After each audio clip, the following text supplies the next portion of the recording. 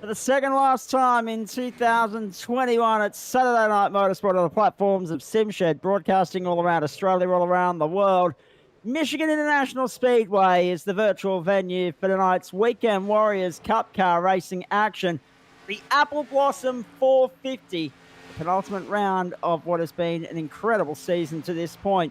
And of course, on the back of last week's second leg of the Triple Crown, we go from a 1 1/3 mile oval to a 2 miler before next week we hit the Super Speedway for the SimShed Broadcasting 500. Good evening, everybody. Zach Cabin, Matt Davis, JP, and Mark Johansson with you for our live and exclusive coverage of 34 of 35 as far as rounds are concerned in the Weekend Warriors Cup Car Racing Series presented by Short Shift Sim Racing Magazine. Matt Davis is here as my good friend and colleague from the RSRA broadcast on a Tuesday and Wednesday night, making his Cup car debut. JP's here as well, but I'm going to start with Mark Johansson. Mate, the championship may be wrapped up, but bragging rights still exist with those minor place battles still on the line. Oh, definitely are, mate. Second's probably sewn up, but the major battle is going to be for third place. There's 3 guys that can get that third place. Who do you think will be willing to step up to the plate at Michigan, mate? I mean, obviously last week Darren McKenzie showed why he's the champion, wrapping it up with a W, and it was good to see. I think it was only like his second or third W of the season. He's racked up the championship by virtue of consistency. Who steps up to the plate? Who suits Michigan the best? Well, JCW is here tonight, so you can never count him out from That's true. The big W. We've got Derek. Derek had a good run here through the week. He's one of our American drivers in one of the other leagues that he runs in. There's probably 5 or 6. Mr. Jackson in the 231 car. He's pretty quick around here. So, and I've just seen Mr. Steve Williams jump into the server. So there's another bloke to keep an eye on through tonight's racing. Exactly right. JP, welcome into you as well, mates. Obviously, we're all looking forward to a Saturday night off in a couple of weeks, but a couple of big races to get us there. 450k tonight and 500k next week. Yeah, good evening, Zach. Good evening, Mark and Matt and all the viewers. Yeah, tonight should be another exciting night of racing. It's all on now for the minor placing, so the guys are really going to grip it and rip it tonight on their way to next week's final round. Indeed, and of course, Matt Davis, good evening into you in beautiful Victoria, ever closer to freedom. You're out of self-isolation, which of course meant that you were able to come and join us on Tuesday Night Motorsport this week, so it's been a busy week for you on the platforms of SimShed Broadcasting. Mate, we're all closet NASCAR fans in one way, shape or form, because we all love watching Talladega or Daytona for the notable big ones. So this is going to be an interesting initiation and education for you this evening. Evening, Zach, JP, Mark, and everybody watching at home. Yeah, look, a bit of a transition from the RSRA and the V8 supercars. Done a couple laps myself in a NASCAR, just toying around here and there with a few friends, and have a rough idea of how these beasts handle around a track. But no, definitely keen to transition in and learn the ways of oval racing on asphalt for a change. Looking forward to seeing how it all goes tonight, no doubt about that. Hey, championships run and won, so let's remind you of the point standings as we venture into this round, and stick around because at the end of the broadcast we'll also update you on the Triple Crown points from last week. We weren't able to do that at the end of the broadcast because next week's the final leg of the Triple Crown, and it is still well and truly on the line and up for grabs. There it is, Darren McKenzie, unassailable lead, 1,067 plays. Paul Jackson, 872. So what's that, 195? Not bad, is it?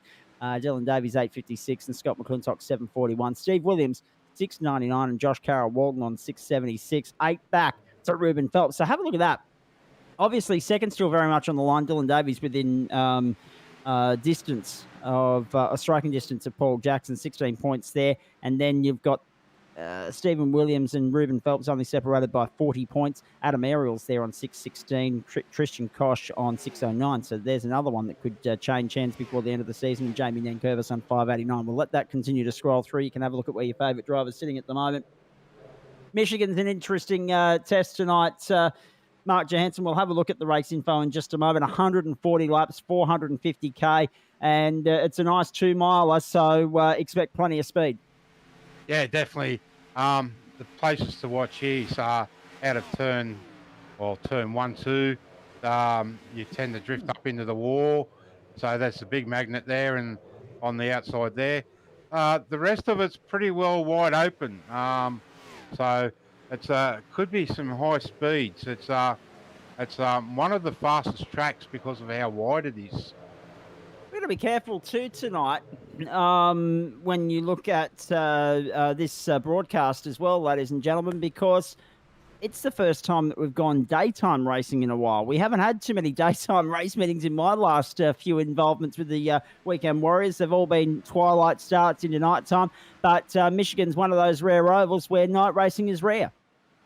So non-existent, I should say, Mark. Yeah, they don't actually have lights here, so it's normally always an afternoon race. So yeah, it's going to be interesting, but our viewers don't realise that the weathers that we set up for on our races is actually what it is in America right now. So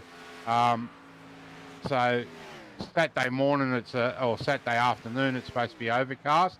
Well, it's actually supposed to be raining all weekend there this week.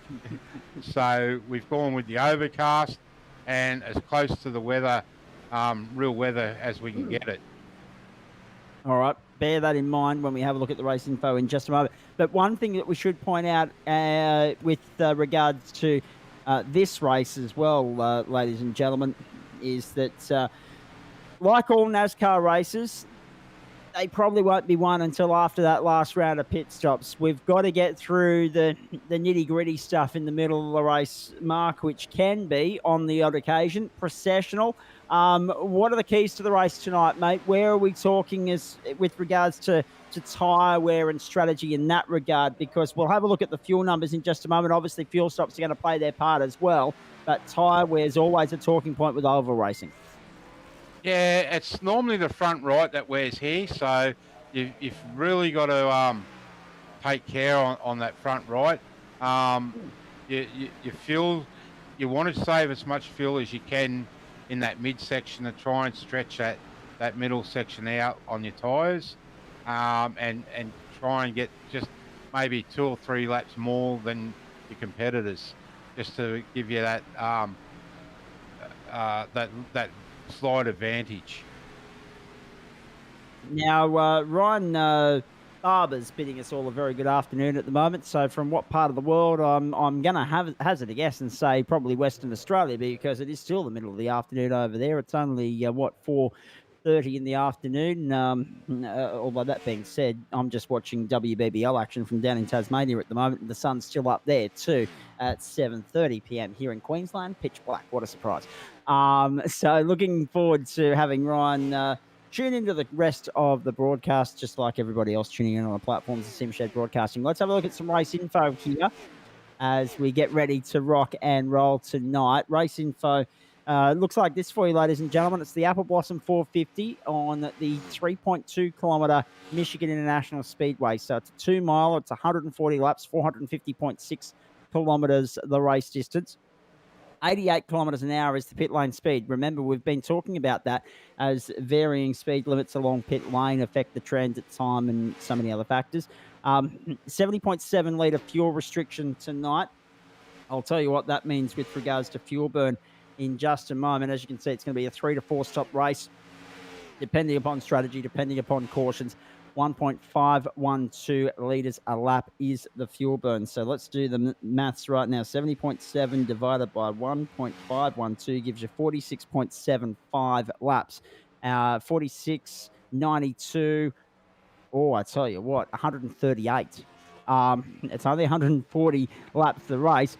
So basing everything on the information in front of us there, 3 to 4 pit stops might suggest that this is a tyre race more than a fuel race if they can get 46 to the tank, because we know, Mark, that fuel saving will always play a part in these races, if possible, more so under caution than anything else.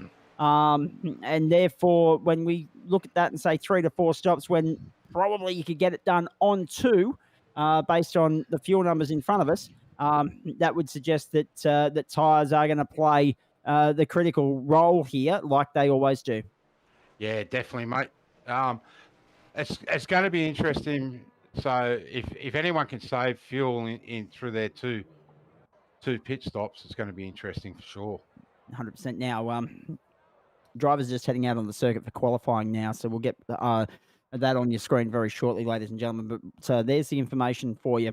4 sets of tyres for these guys, and that's important to note. That's the set they start on, and 3 more are waiting for them in pit lane. And as you've seen throughout the season thus far, that's at the race's disposal as to what they want to do there. Do they want to take on 2 lefts, 2 rights, 2 fronts, 2 rears? They can work through their 3 sets as they please.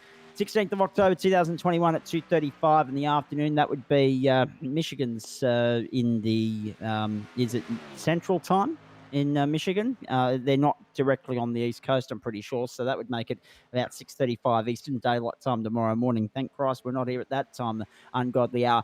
19 degrees is the ambient, 20 on track, 11 kilometres an hour, southeasterly winds for you. Now, some other race information with regards to Michigan, and this has been sent through courtesy of Mark Johansson. Michigan Speedway is located around 6.4 kilometres south of the village of Brooklyn in the Irish Hills of southern Michigan. Ground was broken on this circuit on the 28th of September 1967 and was open on the 13th of October 1968. How good's that? We're only 3 days out of the 53rd anniversary. It was at a cost of around $4 million at the time. Could you imagine the value of it now? The track is 2 miles long, 3.2 kilometres. D-shape, of course, and has a 18-degree banking in the turns with 12 degrees through the D and just 5 degrees on the back stretch. A seating capacity of anywhere of 25,000 up to 125,000 people. I'd take it that's crowd capacities pending COVID limits and restrictions. Michigan is the fastest track in NASCAR due to the wide sweeping corners, so expect speed to play a huge part tonight. Long straightaways and lack of restrictor plate requirements. The fastest lap set by Jeff Gordon here, 34.857 at 206.55 miles per hour, or 332.41 kilometers per hour. David Person with 9 wins is the most wins here, and also he has the most poles with 10. Most race starts here, Bill Elliott with 61. Most laps completed, Bill Elliott 11,212.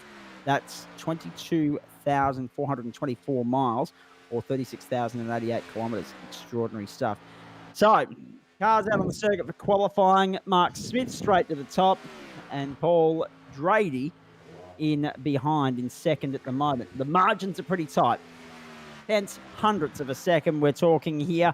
And this is just a 5-minute rip, tear, rush, bus line qualifying session. What'll be interesting, Mark, is how much of a role slipstream plays in this race once we do get it underway. Oh, definitely. The stream will definitely come into play. You want to be right up on that guy in front of you, and try and just sit there and take the fuel saving that you can get when you can get it. So, yeah, it's going to be interesting. Certainly is, mate. Looking forward to this immensely.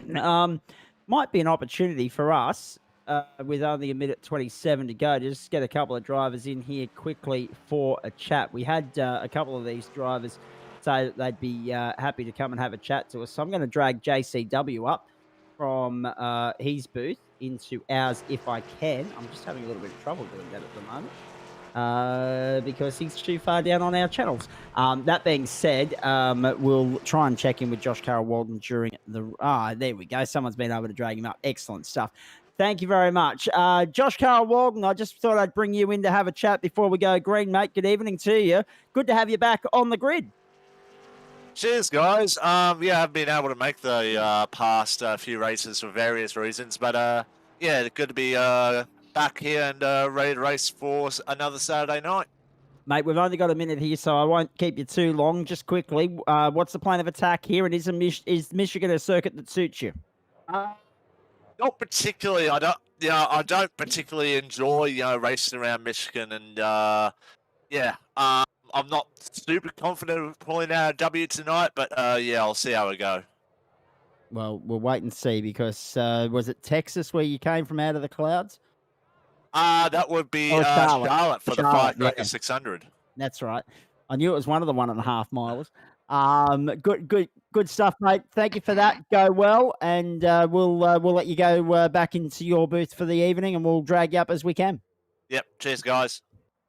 Josh Carroll Walden, great to have a chat with him as per usual. All right. Let's get ready to rumble here. Let's have a look at the grid as the drivers start lining up, and we'll ease into things here as this race unfolds. A good field tonight, Mark Johansson. It's been a while since we've had a field this size. Over 26 cars on the grid. Sorry, I changed me push to talk. Definitely a good field tonight. I think a lot of guys have come out to get ready for next week's Daytona 500. So we'll see what happens tonight. Don't worry, folks. We are going live from Daytona next Saturday night, 7:20 Australian Eastern Daylight Time. Mark it in your diaries. You don't want to miss Saturday Night Motorsport next week. It's the last one of the season. So, pole position is Brad Allison and Mark Smith is alongside him on the front row. The second row, Josh Carroll Walden and Paul Drady. Nice lap from JCW there towards the end. Adam Malone is alongside Troy Davidson on the third row. Aidan Schultz and Darren McKenzie the fourth. Paul Jackson is in position number 9, and Dylan Davies is alongside him. Jamie Nankervis and Ruben Phelps will share the 6th row. Andrew Dyson and Brett Campbell the 7th. Tristan Koch and Stephen Williams the 8th. Tom Pritchard and also Adam Ariel the 9th. Greg Spencer and Derek Jacobs the 10th. Nigel Patton and Andy Barber the 11th row. And then, of course, we go back to the 12th row, which is, of course, Jamie Budd and Mark Johansson. The 13th row will be Scott McClintock and Brent Hobbs. How good's this going to be? I won't ask Matt Davis for a tip. I wouldn't put that pressure on him and throw him under the bus on his first night in the booth. However, I'll give you one though, mate. I'll still give you one. Go for it. Look, I mean, JCW's obviously had a little bit of hype at the moment, and from Mark himself. So I'll back JCW on this one. It's obviously first time in the booth and in the oval, so it's going to be hard to pick one. But JCW definitely is looking good. He's sitting pretty in third at the moment after qualifying, and it still is a long race to go. But he said he wasn't a favourite, but I'll back him for this one. All right. Looking forward to seeing how this might unfold. JP, have you got a tip for me? As always, I like to keep circumspect, but I'm liking Brad Allison tonight. I'm also liking Paul Drady, so let's see how they go. All right. Bearing all that in mind, I'm not going to put the commentator's curse on anybody just yet. However, I'm not a commentator. Nothing would surprise me if Darren McKenzie just didn't pull one out from the clouds just to say, look, last week wasn't a fluke. And also watch probably Paul Jackson as well. These things aren't always easy to win from pole, but let's see if Brad Allison might be able to do that tonight. 140 laps ahead of us, round 34 of 35. Weekend Warriors Cup car racing, the Apple Blossom 450. Great conversion off the line from Allison. Took JCW with him. They left Mark Smith hanging at the start. He has just been gobbled up by 3 of them. Aidan Schultz also making light work of him to move into 4th. Oh, poor old Smith has been a sitting duck in the front of the back straight. We've already got our first caution of the night. Well, that didn't take long. Fireworks already on the road course, on the oval, I should say, in Michigan. And it didn't take long. We thought they might ease into it, but that's how it happened. Bang. And unfortunately, 1, 2, 3, 4, it was the 0-2. Wow. It was McKenzie. Ruben Phelps also involved. Adam Ariel as well. And in Ariel's case, He's, of course, fighting for those lower positions inside the top 10. We've already had one on their lid, and we've only gone 2 miles. Wow. I'll let you guys go. I'll jump back down in the team chat. But yeah, just pull me up anytime you want to have a chat. Thanks, mate. We will do. Mackenzie got a double dose and then a somersault. And you were saying about that commentator's curse, that Cabe, and I think you dealt it out there. I think I dealt it out big time. Although that being said, poor old Mackenzie was an innocent bystander in all of that. If we have a look at it again, you'll see that he just was collateral with the bounce back off the wall. And that was unfortunate. But at least for his sake, Matt Davis, because there are no fast repairs here, at least for his sake, he was able to land on all fours. Yes, luckily enough to land on all fours and doesn't require the tow. But hopefully you can get some vital repairs done on that whilst the safety car is out and circulating and get back into racing and pluck his way back through. Already a few guys just going in to top up the fuel tank. Andrew Dyson, Paul Drady, Christian Kosh and Brett Campbell. So that helps Kosh out because if we remind ourselves of the championship points that we saw earlier, Kosh and Ariel were close in that battle for, I think it was 8th or 9th position. 3 of 140, and unfortunately we didn't even get a mile into this race, and the caution has been thrown for the first time. Trouble at the back. And as a result of that, well, Adam Ariel's in pit lane, Davidson, Nigel Patton, Darren McKenzie. But on this second lap, Drady, Campbell, Kosh, Hobbs, and Dyson have all boxed as well to top up the tank. Maybe just suss out that there was no damage to their car, and away they've gone again. And what's interesting here is that I didn't see exactly who caused the incident, whether who made the contact with Ariel or whether it was Ariel that made contact with either Davidson or Patton. But what we do know is that both of them have ended up in pit lane. Now, what Dyson and Drady, how they were involved in the incident as well, because unlike Kosh, Hobbs, Campbell and Phelps, who are all back out on the circuit, they're still in pit lane. Safety car will go around one more time. Here's another look at it all. Nigel Patton. Oh, yeah, okay. Patton was collateral in that. The accident happened ahead of him and he just had nowhere to go. So here's the situation as they come past the starter's strike at the start of lap 4. And I was about to say, just before the race got underway, that expect this race to come and go in 100 minutes. Well, not if they keep doing that off the race start. No, definitely not. And of course, that's the big problem here too, Matt Davis. We open ourselves to the possibility of more of that carnage because of file formation rolling restarts 2x2. Yeah, something I'm not used to. Well, we're used to the rolling formation restart, but only in single file in the V8 supercars. And as the old saying goes from the V8 supercars at Bathurst, safety cars do breed safety cars. So expect to see quite a few more out, and especially with a bit of drafting as well tonight.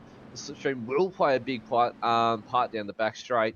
Bit of breaking news from pit lane as well, Matt Davis, that Darren McKenzie's going to be in pit lane for 20 minutes. It's a 20-minute repair job on that car.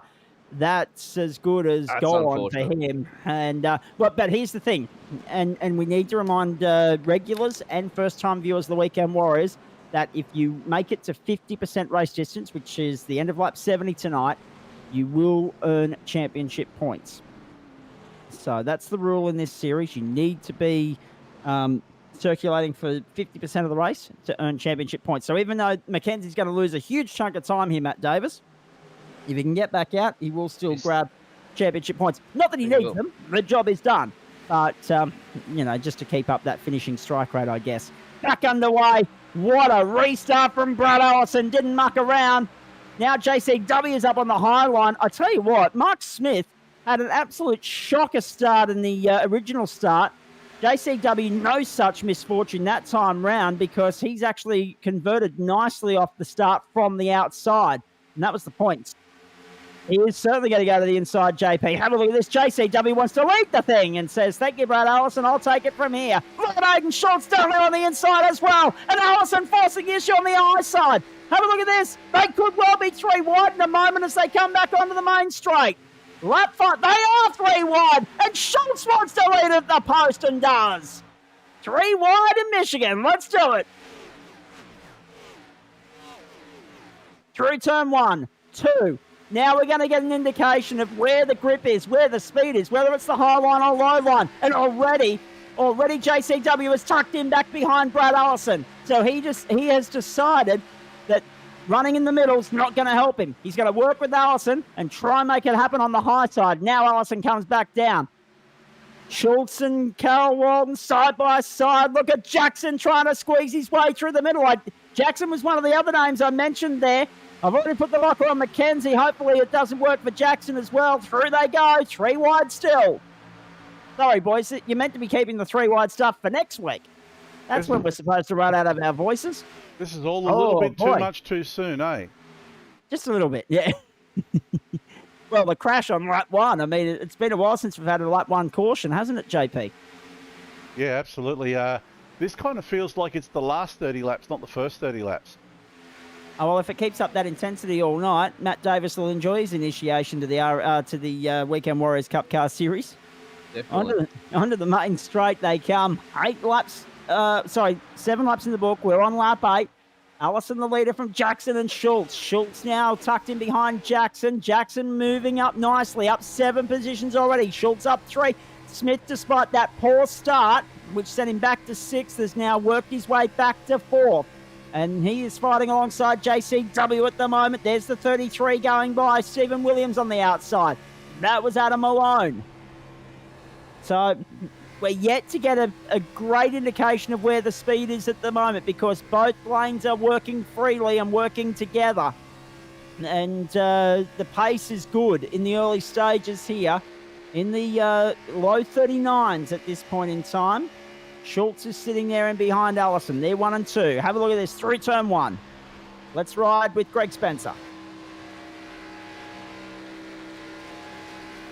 Don't forget, I'll keep you updated with results and score updates as well throughout the night, ladies and gentlemen, from the WBBL, of course, on in Tasmania today. Poor old Tasmanians can't go and watch it, of course, due to the Southern Tasmanian 3-day lockdown. But we'll keep you updated with the scores nevertheless. Here's Greg Spencer down on the inside. There was Derek Jacobs. So Spencer drops back to 12th in all of that. Still this field. Matt Davis, this is the great thing about the early stages of this race in Michigan. It might settle down a little bit once we get through the first sequence of pit stops if we go green flag pit stops. But at the moment, the screen's just lit up orange and yellow. Yeah, definitely. The boys are trying to find out where the best grip is for them at the moment. It looks like the low and middle lines are working, as you said, just on par with each other, and the speed's well and truly up there with both lines. And we see JCW trying to take a little bit of the high line there, find out and search for the grip up top as he's battling away there with Adam Malone. And it's definitely red and yellow the whole way down our screens at the moment. It will start lap 11. Now, 140. Not exactly sure what's happened there to JCW, and he's dropped all the way down to 7th. He's just been hung out to dry there as JCW. Mark Smith has great speed at the moment. He's worked his way back to 4th. Jamie Nankervis is up there on a charge. Nankervis in the 18 is position number 4 now, displacing Smith around the outside. Watch the Mobile 1 car. Great run so far from Jamie Nankervis, the best in the field as far as the top end of town is concerned. There have been some very big movers in this race thus far.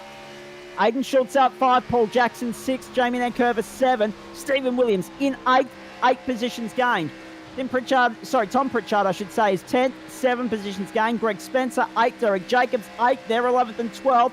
Ruben Phelps has lost 1. Scott McClintock has gained 11. Mark Johansson's up 9. They're 14th and 15th. And Jamie Budd is 6 positions for the better after starting 2030 is 17th at the moment. So there have been some big moves in the early stages, helped, of course, by the misfortune of Patton, Drady, Dyson, Davidson, Mackenzie and Ariel, of course, reminding you that they are upwards of 2 laps down Patton was in the pit lane for 2 minutes 19. Drady 3:44, and Davidson, well, unfortunately for him, he's out of the race. 2:37 he was in the lane for before he just decided, you know what, I've got better things to do on a Saturday night. And I think we might have lost Dyson as well. So when Mackenzie and Ariel get back out onto the track, Matt Davis, they will immediately get past Troy Davidson, but then they'll have to clock 7 laps to get past Andrew Dyson. Yeah, it's going to be a tough feat for them to work out 7 laps to get around those boys. And not an easy task to be done at Michigan either. So unless they can, the other boys get caught up in some form of an incident, 7 times within the race tonight, or have to pit stop for, a couple minutes worth of repairs, their task is definitely ahead of them to gain some form of position tonight. Indeed. Hope you're enjoying it wherever you're tuning in on the platforms of SimShed Broadcasting. We've settled into a little bit of a rhythm here. Brad Allison's under all sorts of pressure at the front of the field. Aiden Schultz, Paul Jackson, Mark Smith, Jamie Nankervis in close pursuit. There's that lead pack. Let's crank up the volume for the first time tonight as we start lap 15 and listen to these boys go to work.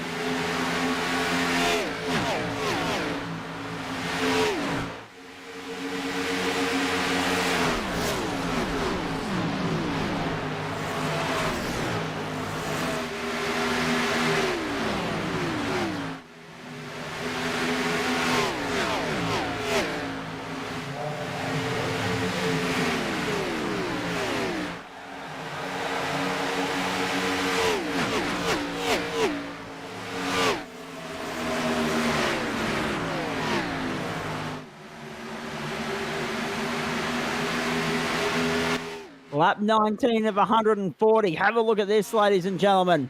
This is just sensational at the front of the field. The top 7, throw a handkerchief over them. And 8th isn't too far away here as well. Through they come, 3 and 4.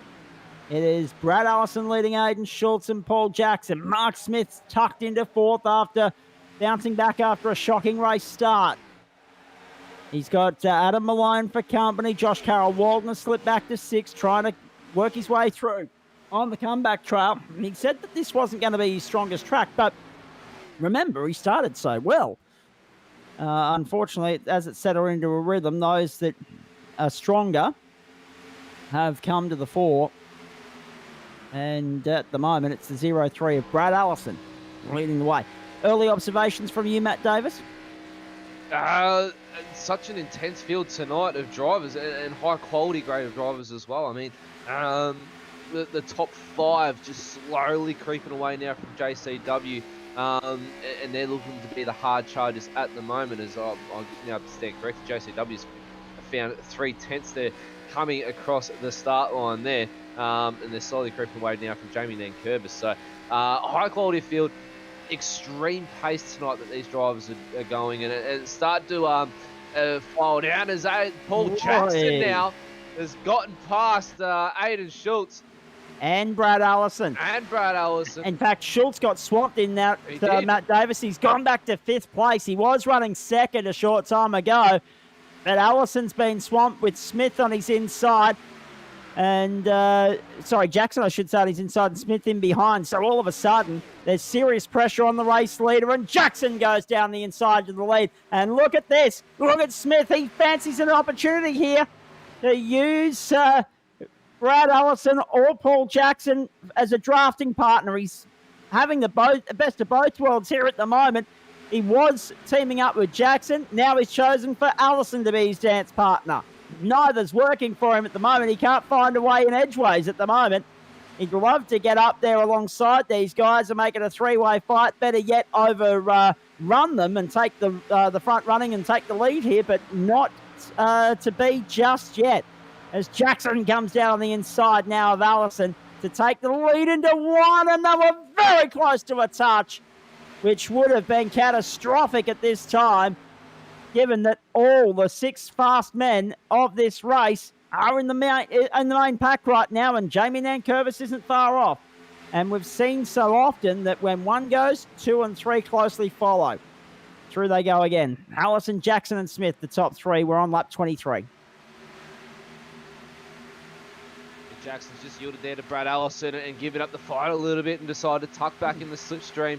And Smith just behind him on the back bumper as well. JCW and Aiden Schultz on your screen now, and JCW's found a way past Aiden to put him at the back of this paddle pack now, and Jamie Nankervis slowly creeping up to this battle pack for the lead, and then it's a further 1.7 seconds back to Tom Pritchard as well as Zach Cave. And this top 7, they're on the pace, and they've found a line that's working for them, and they're sticking to it.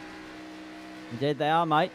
Indeed they are. Brad Allison, Paul Jackson, Mark Smith. So for all the bad luck Smith had in the early stages, he's found his way back to the pointy end, as only good drivers can.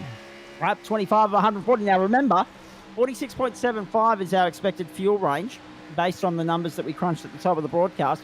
It won't take much to stretch that out to 47 if needs be. It will not take much to stretch that out to 47 if they can. They've already had that caution. That'll help. It might stretch out to 48 or 49. So the first round of pit stops, Jackson down on the inside to the lead. The first round of green flag pit stops are still at least 25 laps away based on the numbers that we've got in front of us. At least 20, maybe 25, JP.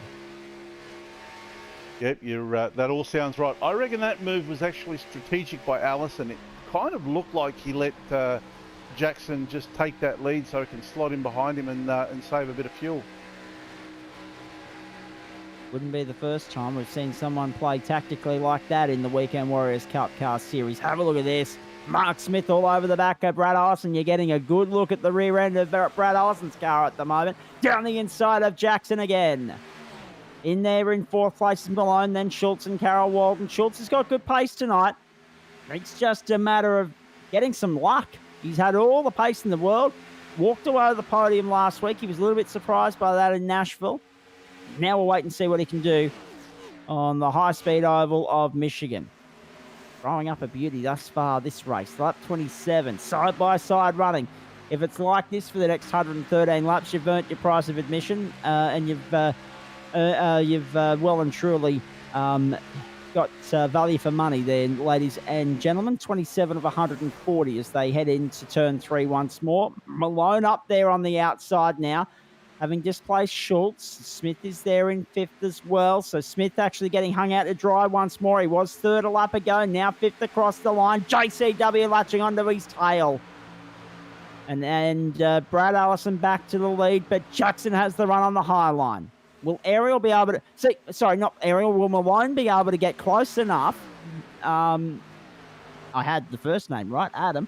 No, it's Malone, of course. Will he be able to latch on close enough to the back of Paul Jackson to try and push him through here and help himself in the process? The answer would appear to be no at this point in time, unless he is throttle modulating Matt Davis, and that is always a factor because when you've got a slipstream as strong as what these guys do at the moment, a little bit of throttle application, throttle modulation is required to save yourself from driving straight into the rear end and turning you around. Yeah, it's try and stick it off the back bumper. I mean, you can bump draft and try and push around and get that little edge, but also modulating that throttle just brings the amount of fuel going into that engine down just a fraction, and will enable them to save just that little bit of fuel come their pit stops. I mean, we see it in the V8 supercars. It can all be won on pit lanes. So tonight, if you can save yourself 2/10 on a pit stop, that means you're 2/10 quicker out of your pit stop, your pit box, and on back onto the racing track. Indeed. Here they go across the start-finish line again. So Smith sitting there at the moment. We're riding on board with him. Just have a look at the speeds on this oval. They don't have the restrictor plates until next week, so the speeds are monstrous tonight. They're huge. Half a mile in about 10 seconds here. 2 mile oval. A little bit of brake work or easing off the throttle at least. So I don't think there'll be too much brake work, but a lot of easing off the throttle as you go into turn 3 and 4, just to make sure that you can keep the car low enough to get it through the corner without hitting the wall. There's your battle pack. It's a 6-car fight. Jackson Schultz on the line. Yeah, Schultz around the outside of Malone, if you don't mind. Brad Allison's been boxed in here. He's down in 4th with no help. It is a tactical. Remembering, of course, we're still a fair... Given that we can stretch this out, this first run to 48, 49, maybe 50, given that it's only 140 laps this race, and there's a huge opportunity for these guys to do this on 2 stops if we don't get another caution. Will we get another caution? Odds would suggest yes, given past history of the Weekend Warriors Cup Car Series. We'll wait and see. But if we do get another caution, it's definitely going to be a 2-stopper on fuel. The call will be to the drivers as to whether they come in for tyres. Some of these guys will be feeling the pinch right about now, but they'll be trying to make the tyres work and adjust their driving style accordingly, Matt Davis, in a not dissimilar way to what we see the RSRA boys do. Yeah, definitely. Obviously, a lot of the boys opt for in the RSRA. For those that do not tune in on a Tuesday or Wednesday, we only allow 2 sets of tyres. If you don't, certainly do, because the action is just as good as what you're seeing on your screens right now on a Saturday night. And we give them 3 pit stops and only 2 tyres for the race, so they can opt either to take it in the first stop or the second stop 4 tyres. We see a lot of them opt for the second stop option and try and nurse the car around, try and make the most out of the tyres, and might be able to see what's the exact same thing happen tonight around Michigan, Zach. And again, as Mark said, they can, I believe you said it actually, that they can option whether they take just rears, they can take the left side, the right side, the fronts. They can really make these tyres work from when they want and where they want.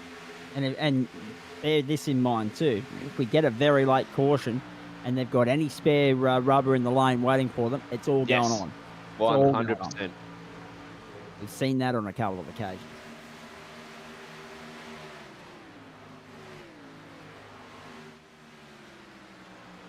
I was going to say, JP alluded to it earlier, but I've only just been able to go and have another look at the Facebook comments coming in. Ryan Barber, when he was saying afternoon, he was actually saying that from Queensland, but I looked out my window here and it was already dark, so I just Oh. assumed that when he said afternoon, he was coming to us from a progressive and civilized part of the country. But nevertheless, we'll have that argument another day. Well, that's Lap a shame, 'cause it's 35. only just gone dark time here. Yeah, I know. Zach down in Victoria, so 8:05. Beautiful. Yeah. Now, onto the back straight. 35 of 140. As you watch fan cam, hey, have a look at the crowd. Fantastic, isn't it? That's a different camera angle. I wish we could get that in the V8 supercars, Zach. That's a fantastic camera angle. Yeah, the fans are just a little bit still for my liking. Definitely. And I would have thought they'd be a bit more up and about being a NASCAR race, but anyway. Take no note away from all the camera angles brought to you tonight, ladies and gentlemen, from Track Cams for Gourmets. So amazing camera angles brought to you from Michigan, and definitely the wall cam as they come buzzing by down the back straight. As the camera shakes around just like the real thing. Now, this lead pack is now just 4. Josh Carroll Walden and Mark Smith have been left behind here whilst we've been basking in fan cam glory. All we can tell you is that Jackson, Schultz, Malone and Allison have gone it alone. And Allison back to 4th. Yeah. Well, Allison was dropping down the order a short while ago, so no real surprise to see him still down there. It's just a matter of trying to get past Malone now. Can't make it happen just yet. Now, on the subject, we keep mentioning Tuesday night and Wednesday night motorsport, but make sure you're here with us on the weekend of December 11 and 12, ladies and gentlemen, because that's our big grand finale for the year with the the platforms of SimShed Broadcasting. Aren't we looking forward to that one? Absolutely. Saturday from 4:30 Australian Eastern Daylight Time. We're going to don't forget the Tuesday night. No, that's right. So Tuesday, December 7 will be all the action from what will be qualifying for the Goodyear Auto Carolina Bathurst 1000. I'm glad that we can cross-promote this, but what we should do just because I like to make more work for JP on a Saturday night, what we should do from this point forward is do what they do in the rugby league and have a little graphic come up that says, this is what the idiot behind the microphone is talking about. Goodyear Auto Carolina Bathurst 1000 qualifying 8:20 Australian Eastern Daylight Time on the Tuesday night, the 7th of December. On the 11th, it'll be the top 10 shootout from 4:30 p.m. Australian Eastern Daylight Time. So nice mid-afternoon time for those of you on the west. There's Brad Allison making a move on the inside of Aiden Schultz and trying to make it stick. Not yet, though. He's got no help. Schultz has still got the toe from Malone, but only just. And Jackson's leading the race and looking comfortable of doing so at the moment. From 9th on the grid up into 1st, he's having a great run. We're at lap 39, so we're edging ever so close to that pit window. We'll wait and see what unfolds. Scott McClintock and Mark Johansson biting the bullet now. They are on pit road. To finish the point about the Bathurst 1000, Sunday, December 12, 9 a.m. Australian Eastern Daylight Time. We will be with you for 8 hours as one of the great spectacles in any form of racing bits, real world or virtual, unfolds before your very eyes on the platforms of SimShed Broadcasting. So looking forward to that immensely. Matt Davis and I signing on for the whole day. We cannot wait. Can we go pit stop free for ourselves, though, Zach Cameron? And that is the big question. And not going to brag, I did last year. Now, interesting to note, just so that people aren't confused, yes, there is a Canadian flag, but this is an American racetrack, ladies and gentlemen. You might have seen the Canadian flag flying high above pit lane there. No, it is an American racetrack, but they've got the American flag there too. It was blocked. The view of the American flag was blocked by the Canadian flag. You'll see it again when they come by the line next time by. So now's an interesting point of the race, Matt, because these guys can make hay while the sun shines and keep going if they've got the pace to do so, if they've got the tyre wear to do so. They've got another, 8, 9, maybe 10 laps in the tank because of that first caution. If we get another caution, well, absolutely, they'll look at coming in and just topping up the tank. But because that first caution fell within the first mile, we saw the top 10 stay out on the circuit, as well as Andy J. Barber and Jamie Budd. Everyone else has been into the pit lane at some point, be it lap 1 or lap 2, or, as we've seen here, lap 37 for Spencer, 38 for McClintock, Johansson, and Christian Koch as well. But that was Koch's second pit stop.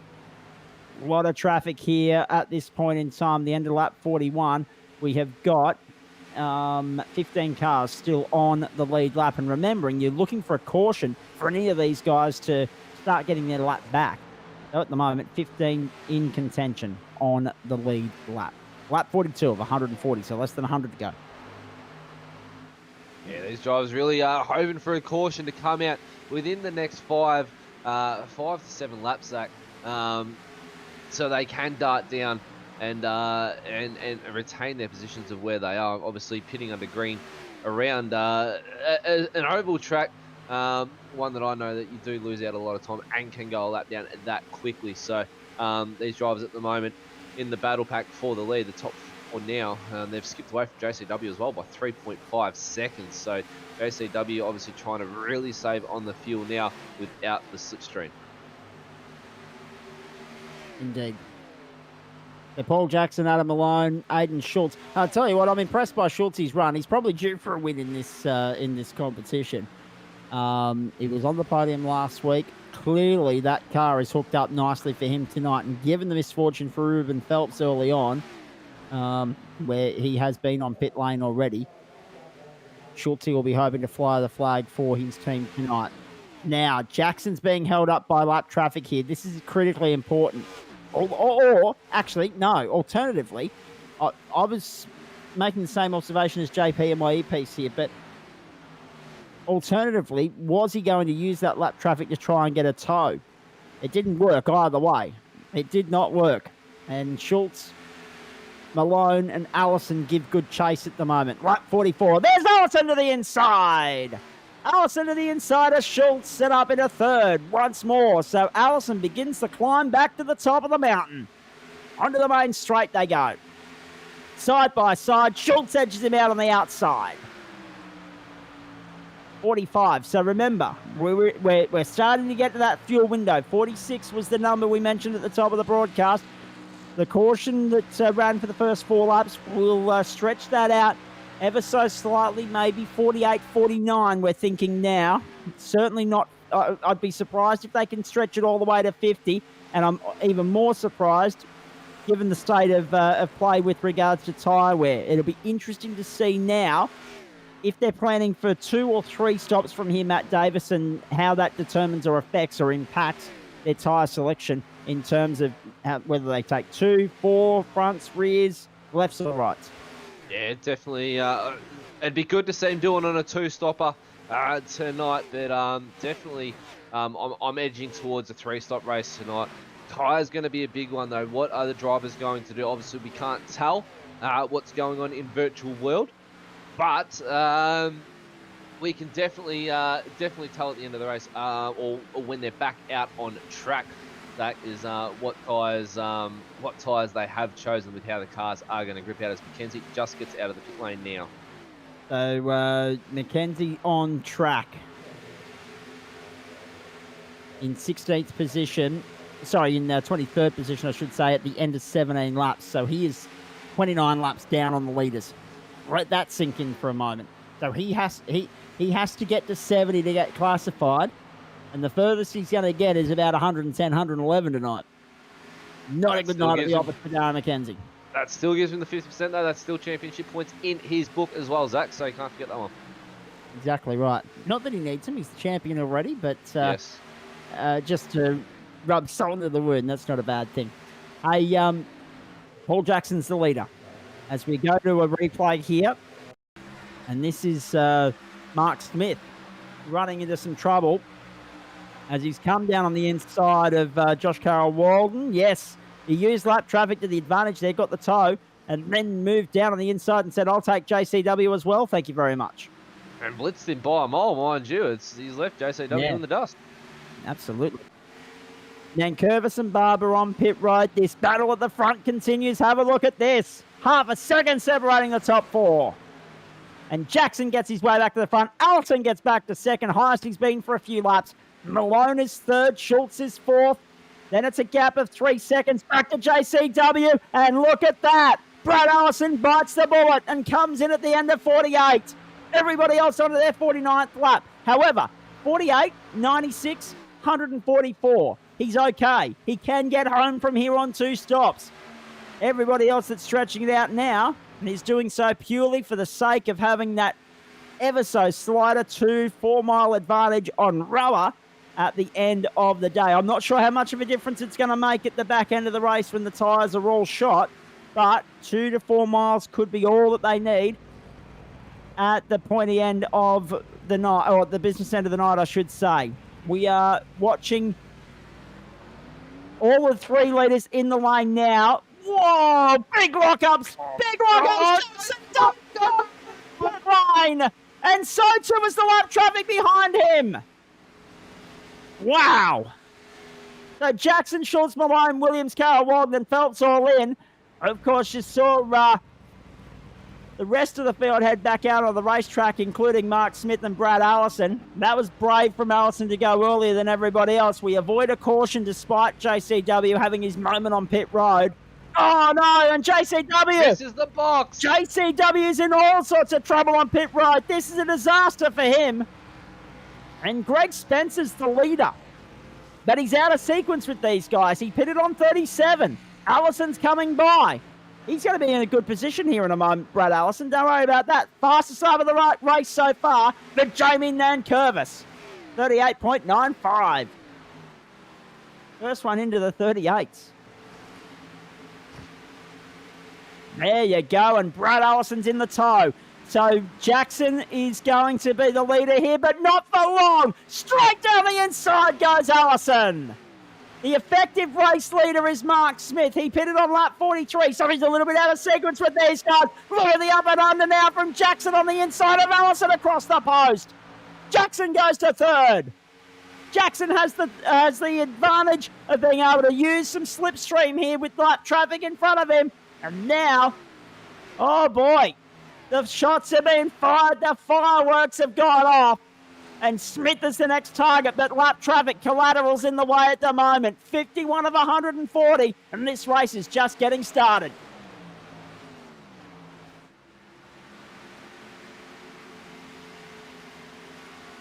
Lap traffic is really going to wreak havoc for Allison at the moment. It looks like Jackson's just pushing him up into it, and they now sit behind Mark Smith. They're all got the draft now, and they go single file. And how about that for the end of pit stop, or first of the pit stops, as Allison around there, Oh! and Jackson on the inside. Allison to second, which is the effective lead given that Spencer's out of sequence with these guys. That is huge. And we're watching the race for second, which is essentially the race for first. No caution since the opening lap kerfuffle as they head across the line. JCW, just an update for those of you that are interested in how the 35 is going. Came into the lane, had all sorts of trouble, stayed on pit road for 60 seconds. He is now a lap down, I should say. Excuse me, beg my pardon. He is now a lap down, and it's a long road back from there, but he's just punched out a 39.11, his PB of the night thus far. So it just goes to show it's very easy for it all to come unstuck once you make one mistake, Matt Davis. It can unravel very quickly. For JCW, the first mistake was locking it up on pit road. The second one was obviously missing the box, and that, as a cumulative, gave him 60 seconds in the box on pit road. Yeah, it all started when he came in just a smidge too hot, Zach, on the pit lane. Spun the car around, and I reckon the 60-second pit stop there would have either been for a stop and hold due to possibly speeding on pit lane, or I did see him make slight contact there with the wall, so he may have just fixed up a little bit of aero damage on the back end of that car, and decided to just get it back out on track. But the commentator's curse has bit everybody in the bun tonight, Zach, because everybody that we sort of gave the tip on, except for Brad Allison, they're all up down. JP just reminding us in our earpiece that he's not a commentator, so his tip doesn't count as far as commentators' curses are concerned. 55 of 140. So if his tip gets up, it's because he's not technically a commentator, so it can't be called a commentator's curse. is the clarification on that. Spencer, Allison, and Jackson at the moment, the top three here. Hope you're enjoying our coverage on the platforms of SimShed Broadcasting. It is Weekend Warriors Cup car racing from Michigan. It's Allison and Jackson fighting for the effective race lead once Spencer pits. He is 12 laps out of sequence on these guys. Allison pitted 48, Jackson 49, Spencer 37. And Curvis 47, 43 for Smith, 48 also for Davies and Schultz. Maybe, just maybe, Smith's thinking, well, if 43, if I can make 43 on a short run, maybe I can stretch it to 48 on a long run. 48 is 96, and 43, oh no, that's only 139. So he'd come up one lap short. So he's hoping for another caution, no doubt, as I'm sure a few people up and down the road are Matt Davis, and they'll probably get one at some point. These races on the high-speed banking ovals usually bring someone unstuck along the way. And Allison into the lead around Jackson on lap 57. There you go. They wasted no time in displacing Spencer and all of that. They gobbled him up and spat him out. Look who's next. Yeah, I was going to say, look who's next. Jamie Nankervis from 11th to 4th thus far. Having a great run tonight is Nankervis. As we're on the topic, Zach, expect a late safety car as the fatigue starts to settle in. And Aiden Schultz currently fastest on track with a 39.9 last time around. So Schultzy with a fast lap. He's definitely got pace tonight. Can he convert this into a W, Zach? He's, as you said, podium last week, and to be looking for that top step tonight. Indeed. Round they come onto the main straight again. Allison, Jackson, Nankervis, Spencer, and Smith. Smith under all sorts of pressure from Dylan Davies. That's the battle you're watching on screen at the moment. 5th and 6th. Schultz is 7th. So Schultz didn't have the best run through pit lane. 19 seconds compared to everybody else's 15 and 16. And therefore, it is catch-up time for Aiden Schultz at this point. Whether he took on more rubber now at the cost of not having it later, and that was the only difference in time, remains to be seen. It's something we can ask him when he joins us in the booth post-race, I'm sure.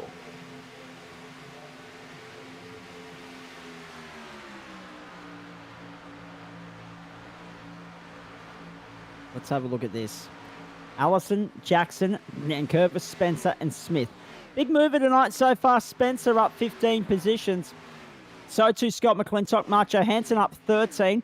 We'll have a chat to him at some point, I am sure. 11 for Brent Hobbs. They are the big movers of the night thus far. The big losers, unfortunately, Troy Davidson already out of the race. Lost 20 positions. Andrew Dyson already out of the race. Lost 11. Darren McKenzie's out there. Has lost 14, but is still circulating. Paul Drady's been in the pit lane for 15 minutes. I'm not sure what happened to Paul, but he's been in the lane for 15 minutes. And Tristan Koch is now just rejoining the race in 18th position. Here is Josh Carroll Walden. And he's under pressure from Aiden Schultz here, or is it Ruben Phelps? Ruben Phelps. Just going into turn 1 here. And the 06 is down on the inside.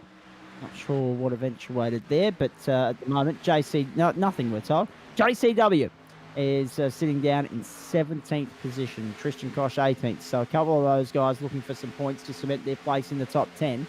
Their particular spot in the top 10, I should say. Not having the best night at the office. 62 of 140. Glad to have your company wherever you're tuning in. Saturday Night Motorsport from Michigan.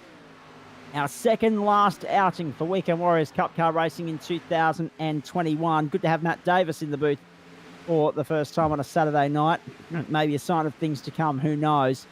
And I tell you what, mate, you picked the best two to come for, because Michigan's throwing up a high-speed, high-octane sort of affair. And, of course, next week, Daytona, well, we all know what goes on there. Oh, we know what goes on at Daytona, Zach. There's no introduction for that one. But no, Michigan, I was a little bit skeptical with tonight being the introduction to my oval debut, but it's definitely throwing up the works. We've got a good battle now between Allison and Jackson still going on at the front. They've left Nankervis behind, currently 1.1 seconds behind these guys. Just in the toe still slightly, but they're pulling away at a great rate of knots now, out to 1.3 seconds. So, and Mark Smith just a further 2 seconds down there. But Smith has got a little bit of a train behind him at the moment. He's got Davies, Shields, Spencer, and Williams for company. So really heating up for the last position in the top 5 there, Zach. Certainly is. Let's go around the grounds at this point in time as we see the 7 of Smith make a move here. Dylan Davies has got by. Smith under pressure here at the moment from Aiden Schultz, Greg Spencer and Stephen Williams. I'll come back to that momentarily. Let me just jump in to tell you that earlier this afternoon, the Melbourne Renegades got the better of the Hobart Hurricanes in the women's WBBL fixture match 2 of the season. Chasing 122 for victory. They did the job with 4 balls to spare and 6 wickets in hand. Currently, at the moment, it's 6 for 125. The Adelaide Strikers batting first in their match against the Sydney Thunder. You can watch it on 7 Mate or Fox Cricket. Remember, though, cricket on one screen, us on the other. That's the only way to do Saturday nights for the next couple of weeks at least. And the beer in hand. Well, yes, exactly right. And then, of course, a week after that, make sure you're tuning into the WBBL because it'll be on Saturday nights for the next 5 or 6 weeks. And then, of course, the men's takes over as well. We'll be up against the 5th day of the first test of the Ashes now that the Poms have actually finally decided to come when we bring you the Bathurst 1000, but we hope that you'll choose motorsport over cricket, albeit for a few hours, knowing that the cricket will finish after we do on that day. 65, I should say. I'm reading the wrong number. Of 140 here. That's 75 to go. So we're almost at halfway here. And we're keeping an eye on Brad Allison and Paul Jackson, still separated by merely 0.2 of a second here. Doing a fantastic job. Now, it seems to be that Paul has suited Brad Allison. He's in a good position here at the moment. I'm expecting the pressure to mount as soon as we get our next caution, Matt Davis. But right now, Allison's just got to fend off the attack of Paul Jackson, and it'll be aggressive attack at some point, I'm sure. And Allison is sitting pretty. Yeah, Brad Allison's got such a strong race car tonight, Zach. He's so far led start to laps now, start of 67. So really, really strong race car. But Jackson up 7 positions from 9th, and he is looking very, very racy there in 2nd, and saving quite a bit of fuel. Most likely as well behind the 03 of Brad Allison. So coming down to the final pit stops when they occur, and if we get throw of a caution as well, it's definitely going to heat up in the dying moment. So the viewers definitely don't want to miss this. No, exactly right. They certainly don't. We hope you can stay with us here for the rest of the evening and see how this one plays out. Now that that battle behind is igniting, Dylan Davies has got pressure from Aiden Schultz, Mark Smith, Greg Spencer, and Stephen Williams. Let's see how that one plays out with the sounds of the game. Let's crank up the volume for the second time tonight as we take you towards halfway full volume NASCAR style.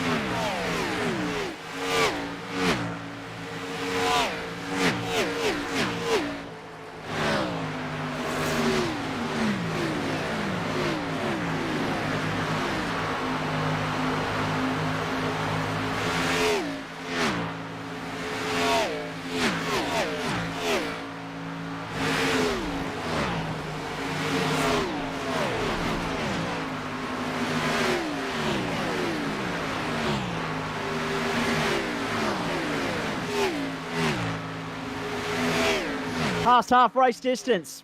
We left you on lap 68. We're back with you at the start of 73. And that means 68 to go, ladies and gentlemen, wherever you're tuning in around Australia. Of course, the race has settled into the usual rhythm that it does. Doesn't matter the circuit, doesn't matter the week. It always has that recessional phase through the middle of proceedings. But things are no doubt set to heat up once more as we edge closer to that final round of pit stops coming up. Now, Allison, Jackson, Nankervis, Davies, Smith, Williams, the top 6 at the moment. And now into pit lane comes Greg Spencer. We knew he was out of sequence. He is in. He won't get home on that. He'll have to come in once more towards the back end. Of that, there is no doubt. So he will be hoping for a caution somewhere around that lap 100 mark.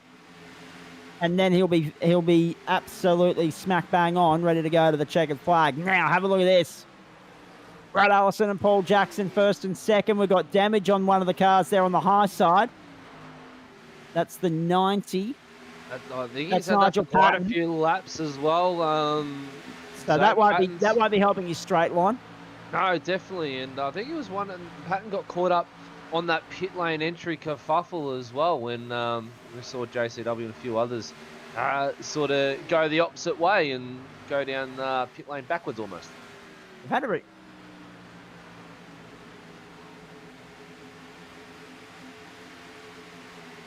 Indeed, we've had a request come through to go crank up the volume from inside one of these race cars. We're going to do that at some point. We just want things to settle down a little bit between that battle for third. Jamie Nankervis, Dylan Davies, Mark Smith and Stephen Williams. Throw a coat of varnish over them. Have a look at that. Nothing separating them at this point in time. And that's Aiden Schultz or Ruben Phelps. I'm just trying to work out who it is at the back end of that train at the moment. Schultz is and it's currently Schultz, 19th. and that's something we've missed whilst we've been away here. He's gone 5 laps down. Whilst we've been in the midst of crank up the volume and this, that, and the other, what has happened to send Aiden Schultz 5 laps down? That's him out of contention for the night. Definitely, and commentators curse strikes again. And Darren McKenzie, we yeah, apologise exactly. that one for Aiden. We an old buddy of mine from on Wednesday Night Motorsport.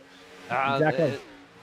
Darren McKenzie is in pit lane as well, boys, at this moment. And Aiden Schultz it would appear to be that he's out of the race. So wow.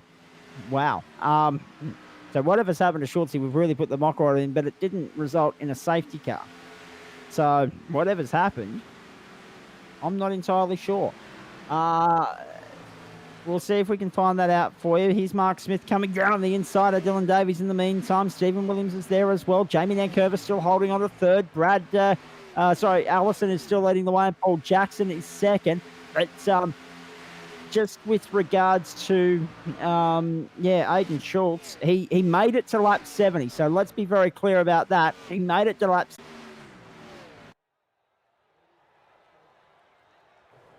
Brady with an X3 through.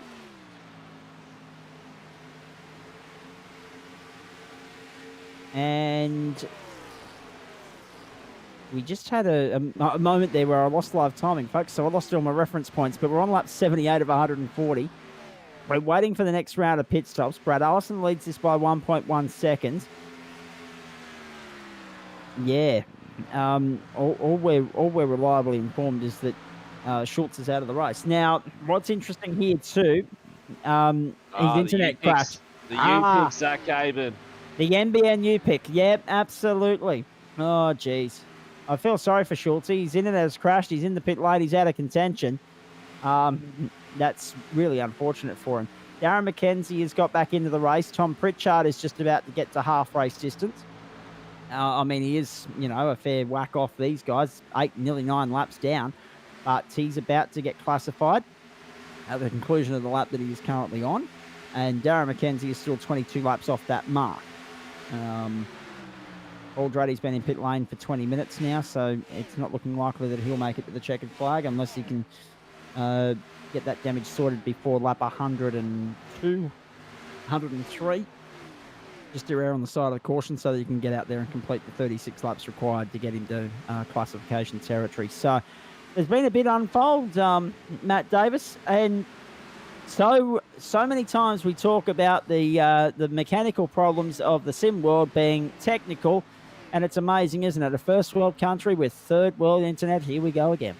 It's a bit like that. It's almost you count your internet. And you sort of relate that to the real world life of electrical issues, and you can get hardware failures as well, ladies and gentlemen, of whether it be your pedals or your steering wheel, button boxes. A lot of drivers use button boxes set up on the side of their rigs to go through the information that's on their screen, and if you have a failure in one of them, it's it can cost you either the race, whether it be a pedal or a steering wheel failure or button box failure. It can throw all your pit strategies right out the window, and you've just sort of got to ride it out and pray to the car gods that it comes back to you at some point of the race. Lap 82 of 140. That's really frustrating for Schultz. He's responded with the fastest part of the race, 38.95. I mean, he will be seething at the moment, no doubt about that. Will Schultz. That's just so unfortunate for him. Well, as Rainer Consola says, because he had all the pace in the world. He had all the pace in the world. He was in with a chance of potentially winning the thing should something have gone wrong for Allison and Jackson, who just seemed to be in a league of their own. There was no stopping Schultz tonight. The car was on rails. So no doubt he'll come into the SimShed 500 next week with redemption firmly at the center of his mind and his race plan. All right, we had a request to go in car and crank up the volume, so I think now is probably not a bad time to do that because things are just starting to settle down. Since we're on board with Schultz, and Schultz as he's on a rampage back. 100%. Let's do that because if anyone's going to riv the absolute or belt the absolute living daylights out of it, if you pardon the expression, sorry, Queensland, Aiden Schultz probably the right guy to do it. Let's go for a ride with Schultz and crank up the volume on lap 83 of 140.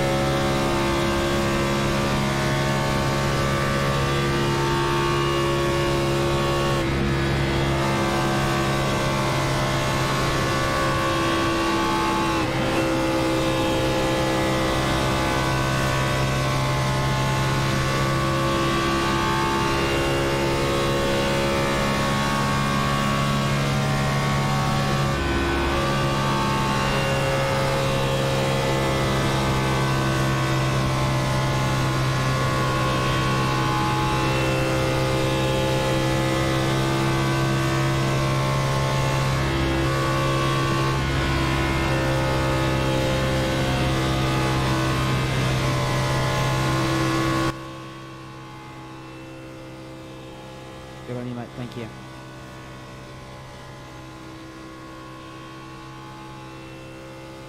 Let's run through the field at this point in time for you, ladies and gentlemen. Lap 86 of 140. And it's Brad Allison from Paul Jackson, Mark Smith, Dylan Davies, Jamie Nankervis, Stephen Williams, Adam Malone, Andy Barber, Ruben Phelps and Jamie Budd making up the top 10 at this point in time. Biggest mover of the night so far is a tie. 14 positions gained for Brent Hobbs in 12th position and 14 for Andy Barber, who sits 8th. Again, qualifying on these fast, high-speed, flowing oval courses doesn't seem to matter. Matt Davis, we're going to get a cracking example of that next week when we go to Daytona because it's all about racecraft and working your way through the field. And Barber, even Williams with 10 positions gained, Budd with 13, Brent Hobbs with 14. These guys are proving that before we get to Daytona. This is a good warm-up for them. Yeah, definitely a good one for these drivers to try and get a little bit of that draft going, try and get up as close behind and And push behind it. Smith on the inside of Jackson. Goes to second position, mind you. And Davies wants to get up amongst it as well. Zach Kamen up the inside as they come across the post. 3 of them fighting it out for second position in the motor race. Don't worry about Brad Allison. He's 2.25 seconds up the road. He's gone. These guys are going to duke it out in the meantime. On wearing rubber, they were all in around lap 43 in Smith's case, 49 for Jackson, 48 for Davies. So Smith is on the most worn rubber of anyone out there at the moment. He's been out there for 45 laps. He can't be too far away from a pit stop. And it could be, if cautions play, oh, here he goes, down on the low line. Is this the chance for him to come in now? No, he's going to go around one more time at least.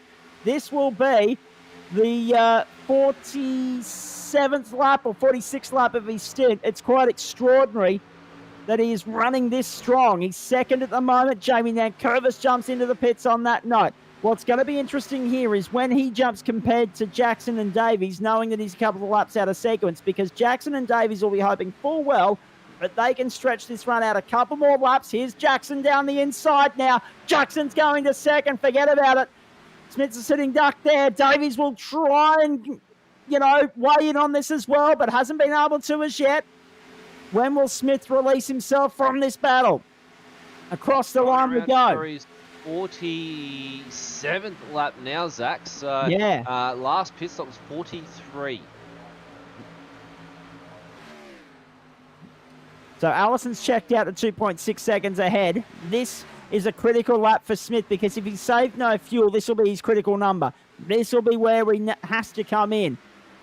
If he's managed to save a little bit of fuel, he might only be able to stretch it another lap, onto lap 91. But he is due any tick of the clock and he knows it. But the problem is we're still 50 laps away from the flag. So to make it on one stop from here, he's either going to have to fuel save. Here he comes now, right on cue. He's either going to have to fuel save a couple of laps or rely on a caution as we go back to our race leader, Brad Allison, who's making it look easy. Yeah, Allison checking out now over Jackson, 2.7 seconds. The man is on rails at the moment, Zach, as Jackson and Davies are still duking it out for second position. And Stephen Williams a further 2.3 seconds down the road, and Adam Malone rounding it top 5, ladies and gentlemen, 9.1 seconds away from Stephen Williams at the moment.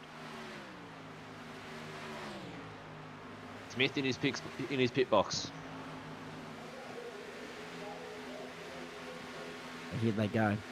Side by side. Davies and Jackson. Davies on the inside. Jackson on the outside. This is awesome. Still 91 laps into the race, and we've got a couple of active, live, on-track positional battles. And Davies puts himself into second. But for how long? Jackson comes immediately down on the low line, the up and under, and have a look at this as well. That was Smith coming out of the pit lane, wasn't it? Immediately wanting a piece of the action a lap down. It won't take long on fresh rubber for him to just say, thank you, boys, see ya. Straight down the inside and gone. Now, this is interesting. The critical lap is going to be the end of 93. We've just started 93. Allison's on 93. They can fuel up at the end of this lap and get home.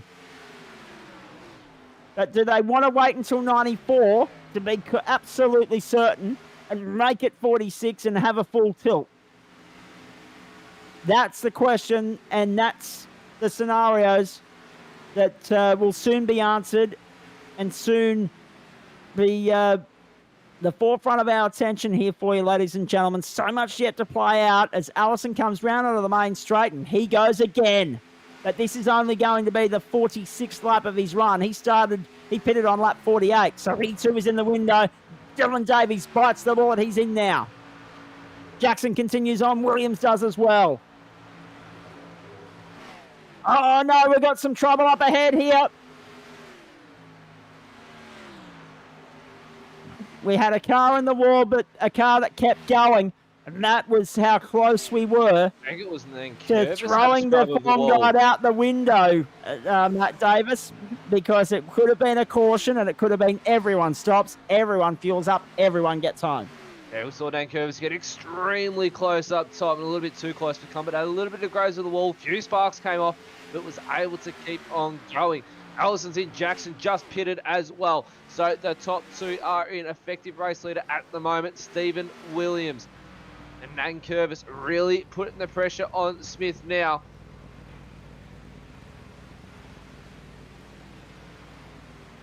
$15 flat was almost a 15 flat for Mark Smith in the pit stop. What can Jackson do now in the pit times? We know Smith saved a little bit of fuel. Jackson's been behind Allison for quite some time in the slipstream. So at the moment, Allison Jackson in the box. Jackson out, Allison out. And by the looks of it, Zach Caban, he's made up just a little bit of ground to Allison there. Smith comes around. And he gets in front of Allison. The last thing Allison wants now is a caution.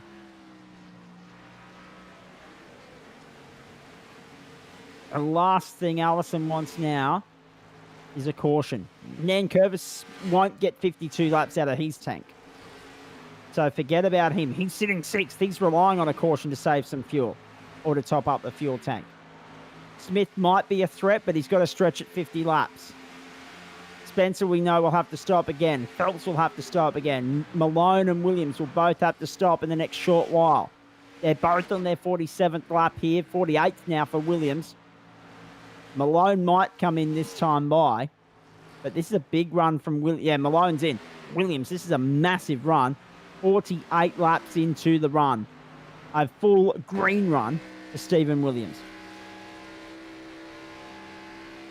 Big fuel save from Williams at the moment by the looks of Zach Caban. Big sacrifice, but could pay dividends in the end run if they get that all-important safety car towards the end of the race. And JCW just pits in as well, so hopefully he can get some fresh tyres onto that and make up some positions. But we're on the run home now for all those guys that have done their second pit stop. Phelps, Spencer, or Phelps, I believe, is yet to stop again. Spencer to stop again, but Smith definitely on the run home now. He is green light to go all the way to the end. Unless the safety car comes out, watch those guys come in for a fresh set of rubber and really light it up.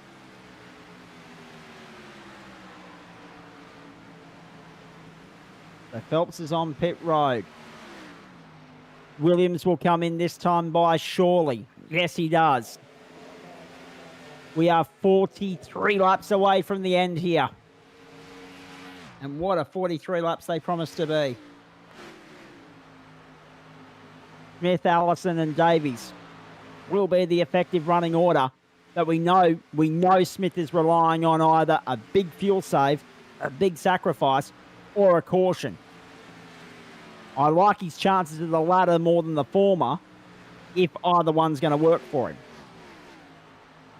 Because to fuel save that, Matt Davis, he would have to save 3 1/4 laps on our numbers of fuel. And I don't know if he can stretch it that far. We've seen a couple of 49 lap stints, but not a 50. Yeah, well, if he's pushing it to get to a 50, as Allison's now all over the back of Smith. I believe Smith, if he's smart enough, he'd let Allison go here and just slip in that slipstream for a little bit longer. We know that Smith's got a strong car, but Allison, that car, that 03, has been on rails all night long. He just goes around Smith there like he's standing still and up onto the bank. And Paul Jackson as well. JP just mentioned Zach in our earpiece in 6th position. He's been jumped by Spencer, Nankervis, and Davies. Absolutely. That's it. Go, JP. Nankervis pitted on lap 88 and Spencer on 73. So they are out of sequence, but Smith on 90, Davis on 93. So they're in that window. I reckon Nankervis can make it if we get 2 safety cars. But that's a big if, given that the first one was on lap 1. We're now on lap 100. We haven't seen it since. The safety car is feeling very unloved on a Saturday night in the Irish Hills. Yeah, 100%. And look, traditionally we've seen that pace car come out with about 30 or 20 laps to go, and then it's absolutely on. So yeah, look out for that. Look out for that pace car, I reckon, in the next 10 to 15 laps. All right, we'll keep our eyes peeled. We'll keep posted. How good's this going for you, ladies and gentlemen? Saturday night motorsport on the platforms of SimShed Broadcasting. Don't forget, at the end of this race, we will have these drivers in here. Now, quick summation, 39 laps to run. So 3 laps every 2 minutes, 13 threes, 26 minutes. This is over in half an hour if we go green all the way. Over in half an hour if we go green all the way. It's as simple as that. If it goes green all the way and over and within half an hour, Zach Haven, that's an extra few minutes I get to eat. And that main pork or spit pork roast that's sitting atop of the coals at the moment, staying nice and warm for me. So I was going to say, I haven't mentioned it for 100 laps, but yes, you're up against it time-wise tonight because you want to go and enjoy a nice Saturday night feast, and rightly so, I might add. Rightly so. My celebration out of isolation finally after 2 weeks, and mind you, it's been a month off the full-time work, and it's been quite a boring month, might I say. But look at this. So you've got Phelps and Schultz Phelps is in contention. Schultz isn't. And in amongst all of that, I mean, Malone's there as well. 3 wide, if you don't mind, on the run to 1. Malone's just got hung out to dry.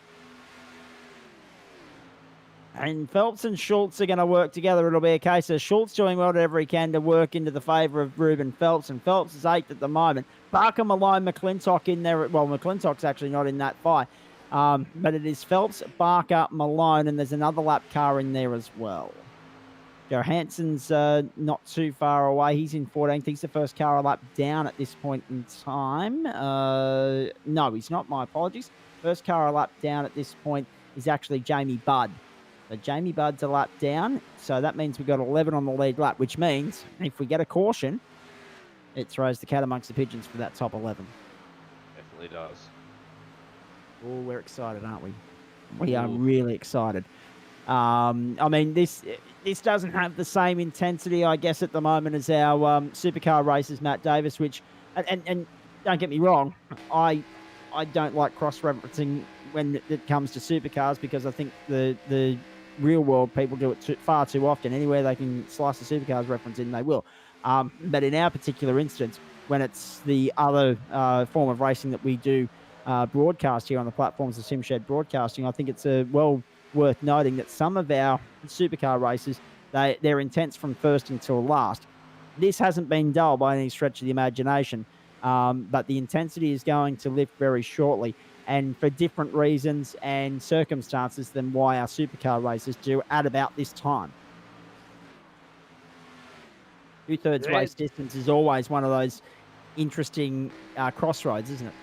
Yeah, it definitely is. It's sort of, we find that in the supercars, it's sort of a precedent where they just get into a rhythm and they start, single file, and you get the odd little overtake here and there come final pit stop though. And the supercar race, they're only short. They're sometimes only a 10 to 14 lap dash to the finish. Yes, they're a minute 30 to a 2 minute lap. So it's roughly, equivalent that to the lap times of the NASCAR. You're racing for the same distance, but when you've got ample more overtaking opportunities into some hard braking zones for the supercars, it really does start to juice up on that final pit stop when they're all on fresh tyres, and maybe some people have even gambled for the to do the long stint on the second stop and take tyres in the first stop. So really different, but it's across the board. I'd almost think that you're watching the a Tuesday or Wednesday night motorsport with the intensity that's going on around Michigan tonight, and it's been absolutely superb. You've got your real standout drivers, Allison, who's at the moment, he's gone from lead from the start to 108 in the lead, minus a few due to out of sequence pit stops.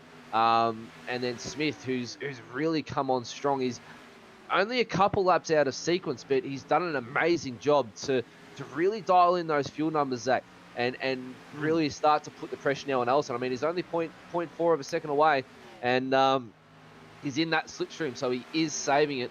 But we know NASCAR, it's come towards the end. The fatigue, you start to try and experiment a couple of extra lines that you weren't used to in the race. You get a little bit too high, clip a wall, come down onto the bottom a little bit too quick, and that could be game over and lights out. Indeed. Plenty going on here as well in this battle between what is Allison and Smith. Smith having a real run at it at the moment. This is the most pressure Allison's had for a good 25 laps or so. But again, Smith needs a caution.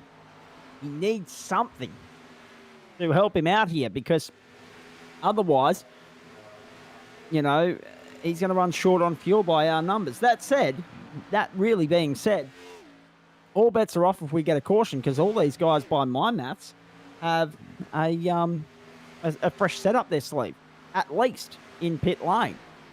The bulk of the field, with the exception of Ruben Phelps, he's made 3 stops. The bulk of the field have only done 2, so they could have only used 8 of their 12 tyres that are waiting for them in pit lane. So this is very much well and truly alive if we get a late race caution. If we get a sacrificial lamb that fires themselves into the wall just for the greater good of entertainment, I'm not sure. We will wait and see. 110 behind us, 30 to go in the Irish Hills. And Brad Allison, who's led more laps than anyone tonight, I think I'm right in saying. Jamie Nankervis, the first to pit. The first to pit last. This is his 3rd stop. Let's watch and see what he brings to the table from this point.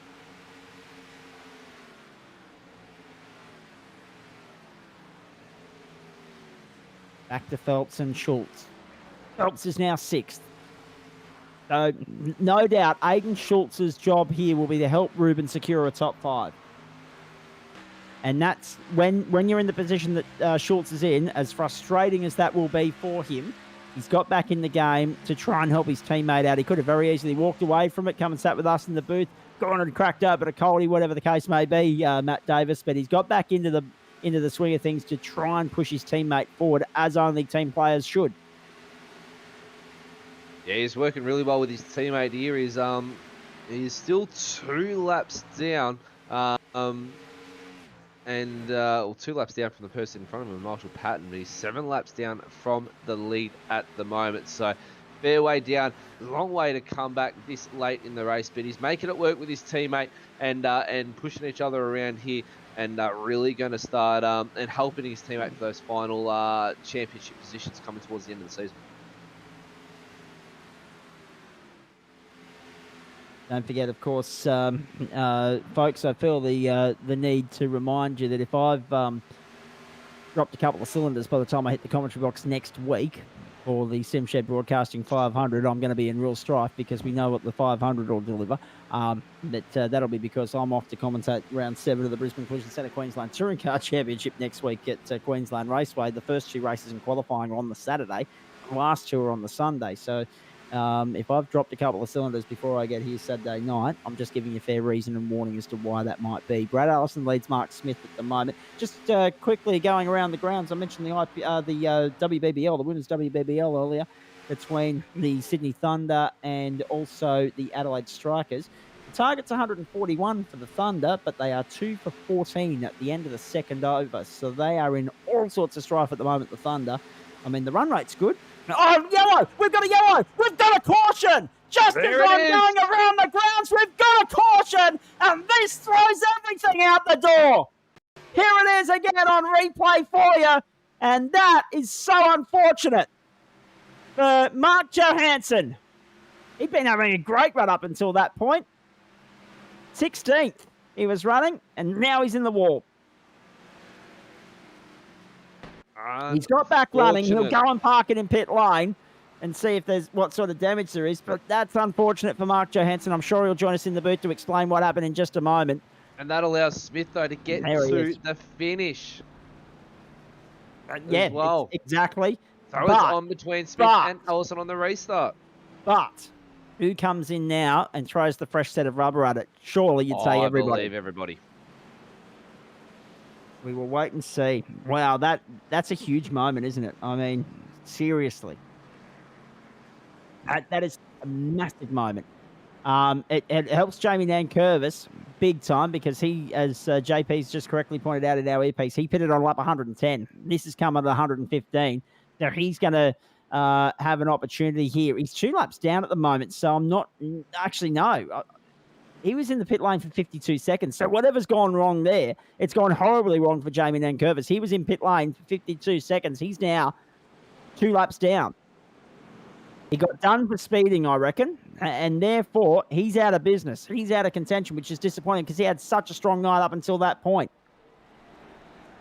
But now all bets are off. Allison, Smith, Davies, Williams, Jackson, Phelps, Malone, Barber, and McClintock all on the lead lap, all in the lane. Woohoo! Here we go. We got what we wanted in terms of a little bit of entertainment. Brilliant stop from Allison.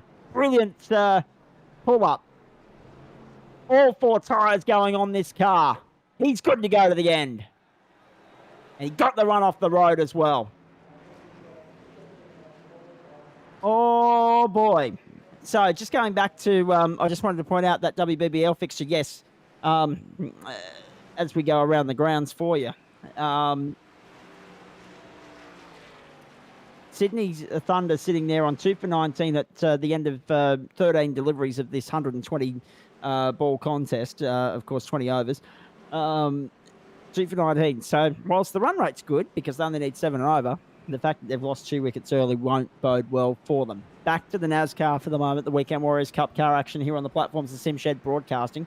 Of course, we are bringing you all the action commercial free of the Apple Blossom 450. And from an entertainment and a spectacle standpoint, Matt Davis, whilst this doesn't work into the favour of someone like Brad Allison, who was looking good, it definitely works for Mark Smith. It definitely works for the rest of the pack like Davies, Williams and Jackson. And Phelps, who can now latch onto the back here and have a duke out similar to what we saw for the first 30 laps. So basically, we've gone from a little bit of a lackluster conclusion to all bets are off. Strap yourself in, buckle up. This is going to be fun. Yeah, buckle up. Let's go racing, boys and girls. It's really going to heat up in these final dying laps. They've all got fresh tyres on to start off after behind the pace car to lead us away for what might be maybe restart of lap 119 at the end of it. As Mark Johannesson joins us in the booth as well, ladies and gentlemen. And may as well just fire the first question away now. Zach, Mark, what in the world happened to you? Running extremely well there. You're in inside the top 20, I believe, sitting 14th or 15th. And we just got a quick replay of you somewhat grinding up against the wall. Yeah, trying to push that set of tyres a little bit too far. And Kabui went the right front. Yeah, unfortunate, mate. How much damage? How many minutes are you going to be stuck in the road, or are you just going to park up now? Motor's done. That'll do it. That'll do it, definitely. Well, if it wasn't the tyres, it was the engine. Unfortunate, mate, but all bets are off here. This is going to be awesome. You've set up a grandstand finish for the penultimate round of the season because it's worked right into the favour of Mark Smith, who's back to where he started, right alongside Brad Allison. 1 and 2 that led us off at the start of the night, a 1 and 2 for what could be the final restart. 24 laps to go will become 23 to go when they come to the line. It worked beautifully for Mark Smith because he was able to fuel to the end. He was worried about trying to stretch at 50 laps. Now he doesn't have to worry. We're back underway in the Irish Hills. Beautiful move immediately. Dylan Davies didn't muck around. Straight down the inside to try and get by Mark Smith, and he's done just that. Here comes Ruben Phelps as well. Nice run from Phelps off 2. Now, along the backstretch. 3 wide if you don't mind. Stephen Williams making a run up into 4th. Smith has just gone backwards. He's been swamped. Jackson to 3rd. Williams now looking like he might take 3rd away from Paul Jackson and has done. But it's nothing in it. They are side by side. You could glue them together with a magnet right now. This is magnificent stuff. Allison, Davies, Jackson, Williams, Phelps, Smith, Malone, Barber, and McClintock, and also Jamie Budd. Top 10 all on the lead lap top 12 actually on the lead lap. JCW the last on the lead lap, but he pitted on 95. So whatever he's doing now, he's on that rubber most likely to the end. He's going to be able to get there on fuel, but unfortunately, the rubber's not going to be his friend at the end here. Look at this. Phelps all over the back of Williams and Jackson. And Phelps pushing Jackson all the way. He says, I want to get by Williams, and does just that. The Green Monster falls back into fifth, and it's the fastest lap of the race for Ruben Phelps at 38.64. He is absolutely flying in the 06. What did I say about that safety car? Yes. Well, the safety car has just wound the intensity of this up to a new belt level, ladies and gentlemen, to a new notch. This is just awesome. We are only 20 laps from home this time by the line. Allison, Davies, Jackson, Phelps, and Williams. Williams, the big mover of the night thus far, up 11 positions. Barber up 15 into 7th and looking strong as well. His next target is Smith. I don't know what it is, Matt Davis and Mark Johansson. In fact, Mark, you might be able to chime in here. I don't know what it is about Mark Smith, but the 2 times that he's been on the front row, as we have a look at Jackson down on the inside of Davies. Jackson to second on the inside of Davies. I don't know what it is about Mark Smith, Mark Johansson, but he starts when he's been at the front. Lap 1 and lap 117, I think it was. They have been absolute shock as he finds himself back down in 6th, which is exactly where he was not long after the race start. Allison was low and he's been ganged up on. Mark, take it. Yeah, I don't know what it is. He just seems to miss that start, original start. But I mean to say, even though he's gone back, don't count him out. He's a pretty good peddler. Indeed he is. He did fight his way back through in that opening stint, all the way back to, I think it was 2nd position, before the round of pit stops. He's been running strong all night. Don't rule him out, but right now, all eyes on Allison, Jackson, and Davies. How good's this to set us up for the 500 next week? Up around the outside. There goes Jackson. First time we've seen any sort of real pressure on Brad Allison for a good 50 laps here. Can he handle the pressure? 18 to go. The intensity like it was in the first 18 laps. With a good 5 cars fighting for the race win. Fisher gets by Malone for 6th. Malone to 7th. Smith back to 8th as they make their way through once more. This is awesome. Trouble! Cars up on the post there. That Caban. Trouble on the infield. Not sure who it was, still under green. We'll have a look at it on replay.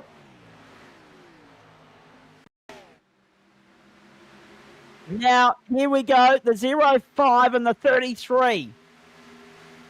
Down the low line, oh, contact, easy to do. We saw Ryan Hunter-Ray and Ryan Briscoe do something very similar in IndyCar many, many years ago. I think it was 2015, if memory serves. Very easy to do on this circuit. Just for clarification, of course, the 05 is Andy J. Barber and the 29 is Greg Spencer. So those 2 guys brought themselves undone. Here's a move for the lead. Brad Allison and Paul Jackson. So Jackson took the lead momentarily. Allison got him back. And look who's there. Dylan Davies all over the back of them, but now under pressure from Ruben Phelps. This is a replay from whilst we were looking at the incident on the main straight in the oval section, in the D section of the circuit. Look at Ruben Phelps just latch onto the back of this and say thanks very much, because he's going to go by. You're going to see him go by Dylan Davies here and go into position number 3. And he can thank the draft from Paul Jackson for that.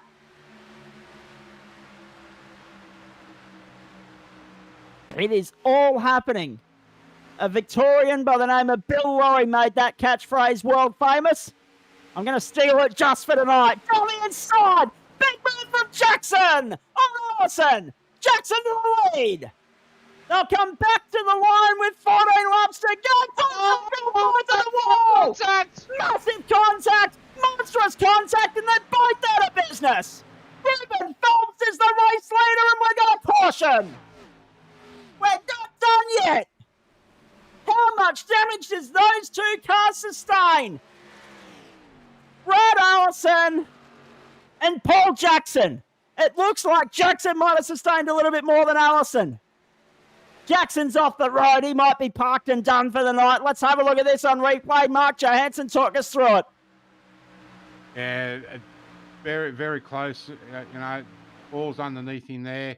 And maybe he may have just come up that little bit too much. But, yeah, it's looks like a nice clean pass there. His spotter will be talking to him. So he's probably clear there. Yeah, definitely clear. Brad's fighting back on the outside, so Yeah. yeah. And that front splitter is just up on the outside of the rear right of the car, and that's what caused that. By the look of that, yeah. Wow. Paul may have just come up a little bit too soon there. There was millimeters in it. Yeah, I'll just duck down. I'll duck down and see what Brad's got to say. Rightio, mate. Thank you for that. Well, Brad Allison's still out there, Matt Davis. So, I mean, Mark Jackson's copped the brunt of that. Paul Jackson, I should say, has copped the brunt of that. There's so much going on here at the moment, folks. You wouldn't believe the intensity. Now we're going to come back to the line and we're going to get 12 laps to go, but we're still under the caution at least for another lap, maybe two. Who knows? That is huge because we've got our third caution of the night. It normally happens like this, though, doesn't it, on the big speedways when we get towards the end of the race as they all dive to pit lane. Are you kidding me? Have a look at this. This is a big gamble. Have they got another fresh set up their sleeve? Have they managed to save enough rubber to this point of the night to come in and throw another set at it and go all guns blazing to the end? What sort of damage has Brad Allison sustained? And who's willing to take the risk? Josh Carroll Walden, this actually, just think about that for a second, Matt Davis. JCW is all of a sudden back in with a fighting chance because he comes in now. Not only is the fuel no longer a concern, and he might be able to get a fresh set. That is huge. That is a big move and lucky for JCW. Is currently sitting fourth on pit lane, but once everybody sorts themselves out, that's going to be a different story. But look at this. On the lead lap too. Look at this. Brad Allison still in the pits, 22 seconds and counting. So he's got big damage to the rear of that car at the moment. He's still sitting on pit lane too as Barber goes by him. And Paul Jackson's in there as well, but he's a lap and a half down now too, mate. Jackson will be out of the race tonight, I think. He would be absolutely spewing. Definitely. And what a feast though tonight. I mean the delivery service for me is just rocked up with the nice pork off the spit there, and it's like popcorn to a movie. That cave, and it's really starting to fire up. And while you've been calling away, I've been holding down on this. So what a way to spend a Saturday night in the booth. And you'll be on overtime next week because I won't have a voice. Oh, mate, if it's Saturday nights like this every time, I can safely say there's I'm definitely going to enjoy my stay here in the Oval racing for the Cup Car Warriors. Yep. So, how have you enjoyed spending your Saturday nights with us, ladies and gentlemen? There have been some real crackers. Remember the restart in Charlotte? Remember the last restart in Iowa? Remember the last restart Talladega? This has all those ingredients and more thrown at it. In the Irish Hills. 11 to go. Lights out on the caution car. We're going green this time by Ruben Phelps and Stephen Williams will wear the front row. Scott McClintock, Greg Smith. Where the bloody hell did Scott McClintock come from to steal a Lara Bingle reference? I mean, who'd have thought... Actually, positions. Who'd have thought you'd be able to get a Lara Bingle reference into Saturday Night iRacing just quietly? But, I mean, more to the point, Scott McClintock from 25th up into 3rd. Thank you very much, he says, and he's good to go to the end. But who didn't stop that time round? The top 6 all stopped on 128. JCW was only his 3rd stop. Ruben Phelps, it was his 5th stop. The other 4, it was their 4th stop. Well, Mark Smith has dropped all the way back down to 10th position. He's only just gotten out of the pit lane. So 10 laps to go, be 9. 10 when they cross the line to the end. All-out sprint. Here's that Cameron. Fresh tyres. Look for a cracking into a race, I reckon. And there are 11. There are 11 cars on the lead lap. Jamie Nankervis, the last one of those. All of a sudden, he's back in with a chance, but what's working against him at the moment? His tyres are 19 laps old. They are now 20 laps old. Now, will this be the final restart, or will we get something closer to lap 138, 139 and go green-white checker for you, ladies and gentlemen? The potential for overtime is real tonight. Let's wait and see. Restart, let's go. Only the third restart of the night, and Ruben Phelps absolutely blitzed it out of the park. Foot to the floor and nailed it. Says to Stephen Williams, catch me if you can. McClintock tucks him behind. There's a nice angle for you, courtesy of Track Cams for Gourmet. 3 wide further back in the pack. We've got 10 to go in Michigan. 20 miles between us and the checkered flag.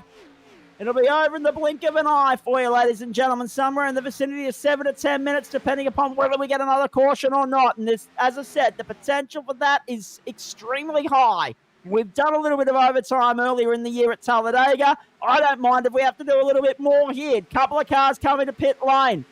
This is unbelievable for Scott McClintock and Andy J. Barber. Have they been pinged for a penalty on the restart? That is extraordinary. 2 of the potential top 10 finishes in this race rubbed out by pitting 1 lap after the restart. And that is wretched luck for Scott McClintock, who'd gained 22 positions to that point. And all of a sudden, he's out of business. Where is the next twist in the tail, sting in the tail coming from for you, ladies and gentlemen? Williams all over the back of Phelps. I'm not sure about Phelps, but I'm pretty sure Williams has tasted success once this year. Mark Johansson might be able to correct me if I'm wrong. How are these guys with regards to race wins, Mark? Who's got more, who's got less? Have they both not got one? Ruben's got 2, I think, and Steve's got 1. He won the Memorial Day. That's right. I was here for Stephen's win. I don't think I've been here for a Ruben Phelps win. Throughout the course of the season, down the back straight they come. This top 2 have just cleared out. They've checked out. Look at Greg Spencer. Off strategy at the midway point of this race, and he's now running 3rd. But Mark Smith's ranging up on the inside. Smith will go to 3rd on the inside of Spencer. Josh Carroll Walden's in there as well. He's in 5th. If there's another caution, don't rule out JCW.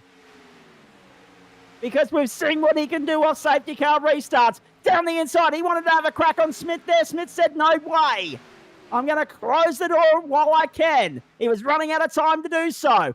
Spencer's there on the high line. He's under pressure from Dylan Davies. All of a sudden, Spencer, you feel might be a sitting duck. Because he's getting a push from Aiden Schultz. Sorry, Tristan Kosh, I should say. In the 550, not Schultz. Tristan Kosh in the 550, but Kosh is a lap down. So at the moment, that's not doing Spencer any favours, but Spencer's not going to lose a position in all of that. Davies and Spencer fighting over 5th at the moment. JCW up to 4th. Still a chance to put the pressure on Mark Smith, but they are a 2.5 down on the lead pack. Phelps and Williams, it's between them at the front. 6 laps to go in Michigan. Mark Johansson, any news on what that happened back in that incident before the safety car? Just got together, both trying to race for the same room. Phelps has now got a little bit of a buffer as well, boys. 5 to go, 10 miles left. Is Ruben Phelps heading for his 3rd win of the season? Woo-hoo. All of a sudden, you just feel like there's something else to come. It could come from that battle for 3rd. Given how close they are, any sort of wall contact there, we could have our 4th caution of the night. We thought the 2nd would be the last. We've got a 3rd. Still time for a 4th. But if they get the white flag, the next flag ends the race. So if they're going to send this into overtime, they need to come together in the next 4 miles, the next 2 laps. I'm not cheering it on. I'm just saying if you want overtime, ladies and gentlemen, that's what's going to happen. Now in pit lane at the moment, Paul Jackson, Mark Johansson, Darren McKenzie, Paul Drady. Shocker of a night for McKenzie, but he will get classified in 21st, having made it to half race distance. Paul Drady did not. So 21 drivers will be classified tonight, irrespective of what happens from here. And that's big. That's a good actual conversion rate, I should say, Matt Davis. Yeah, it's definitely a good conversion rate tonight for sure. Mark, you had something to mention? Yeah, if Ruben wins this one, it'll be his third win for the season. But if Williams wins it, it'll be his second. Yes. Excellent stuff. And Williams is throwing everything at it, but Ruben's got the breathing space. An inch is as good as a mile. I keep saying it, but it's true. And, you know, imperial language is the right language to speak when you're dealing with the United States. But that's another story for another day. We're going to have 2 laps to go next time by the line. We are going to have 2 laps to go. Will Davies make a lunge on Smith? Will Carol Walden get up into 4th? Will Spencer finally get himself into the top 5 and displace one of those 2, Davies or Carol Walden? And look at Williams now. Williams is right there with Ruben Phelps in the 06. It's the 06 up against the 98 on 139 of 140. How good Saturday Night Motorsport been in the Irish Hills? Oh, if they served this up every week, it'd be a ratings bloody bonanza. And Williams, has he got something left in the tank? Has he got something to offer to throw at Ruben Phelps to put the pressure on? Next flag ends the race. White flag in the air in Michigan. We won't get overtime tonight, but we'll get a cracking finish all the same. And Williams zigging and zagging, weaving and darting his way around, trying to find a way by Ruben Phelps. Down on the low line, no, Phelps covers that off. Williams says, now I'm going to try up on the high line. Scrubs the wall on the exit of 2. Oh, Williams has put himself out of contention. Ruben Phelps is on his way to his 3rd victory of the season. Oh, heartbreak for Williams. A case of what might have been. The only mistake he made all night. Ruben Phelps says thank you very much and wins the 34th round of the season. He's 3rd. And a big night for the team. The disappointment for Aiden Schultz will be overshadowed by the joy and elation for Ruben Phelps. A brilliant win for the 06. And it only came about in that last run to the checkered flag. What was going to be Brad Allison's night ends up being Ruben Phelps. And I dare say, when we jump on board to celebrate with Ruben in just a moment, that he might just owe Brad Allison or Paul Jackson a 6-pack of their favourite choice, because that was theirs all night long. All of a sudden, their contact, the last safety car, and Ruben Phelps shoots up and grabs his 3rd win of the season. Let's enjoy the celebrations and crank up the volume.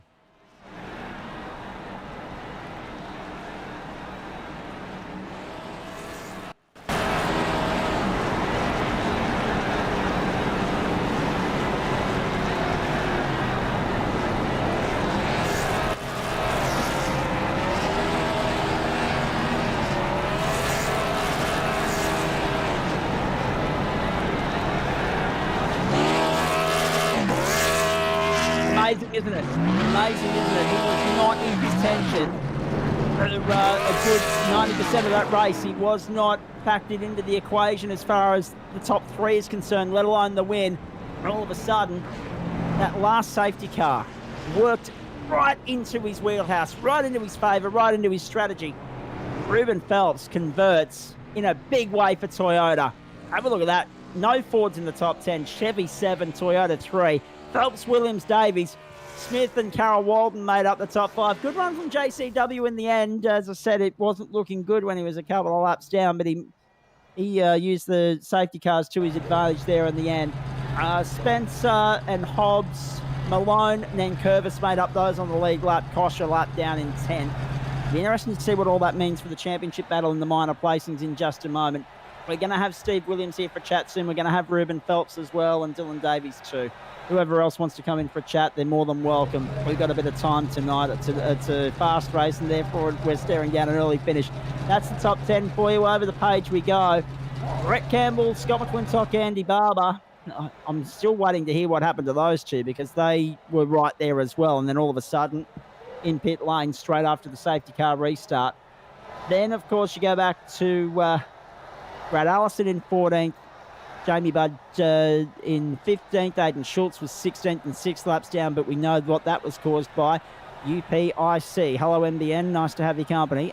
Nigel Patton in 17th. And then, of course, Tom Pritchard, the first of the Fords in 18th. Shocker right from Ford. Paul Jackson was 19th. Mark Johansson 20th. We thought Johansson was going to be the last caution of the night. How wrong we were. And then outside, Darren McKenzie. Not often you say that.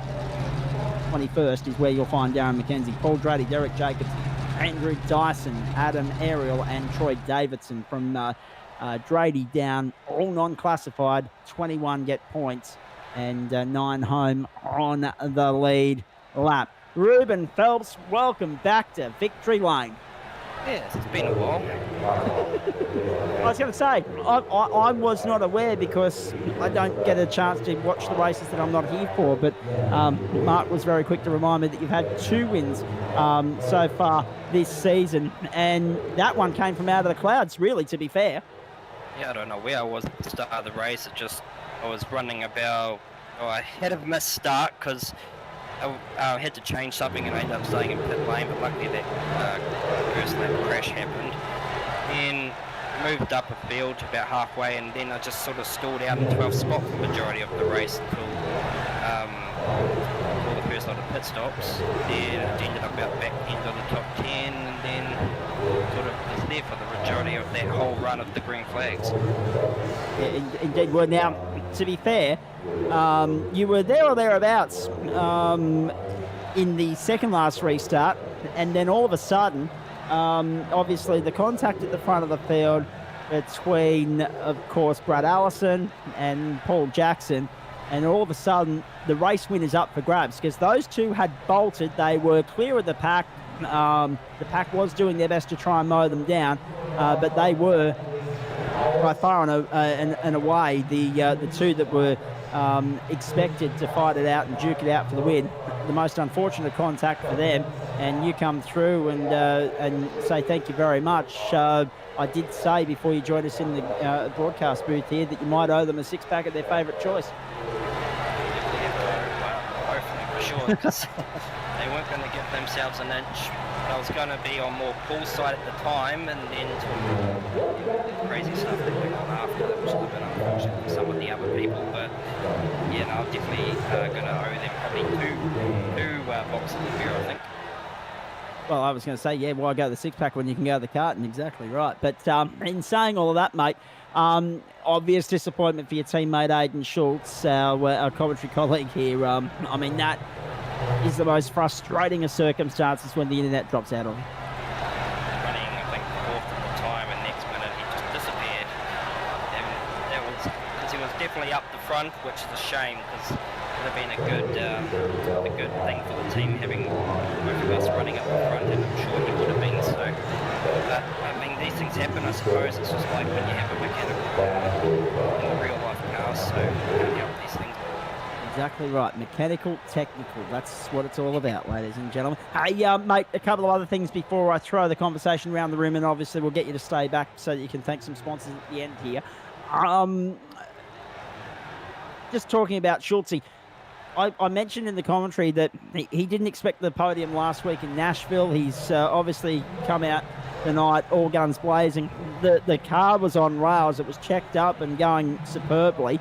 He would have been happy with the pace it had and the way it was handling.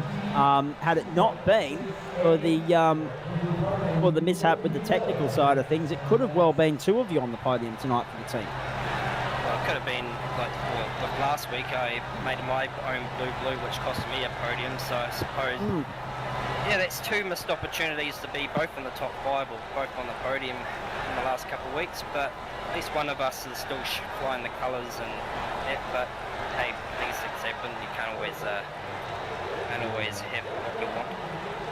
Well, yeah, exactly. Story of my life.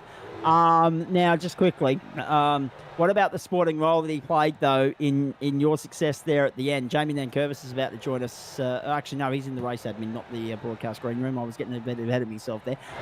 Just with regards to you, though, mate, what about the role that Schultzy played for you in the second to last stint there? Because it was clear that you two were working together.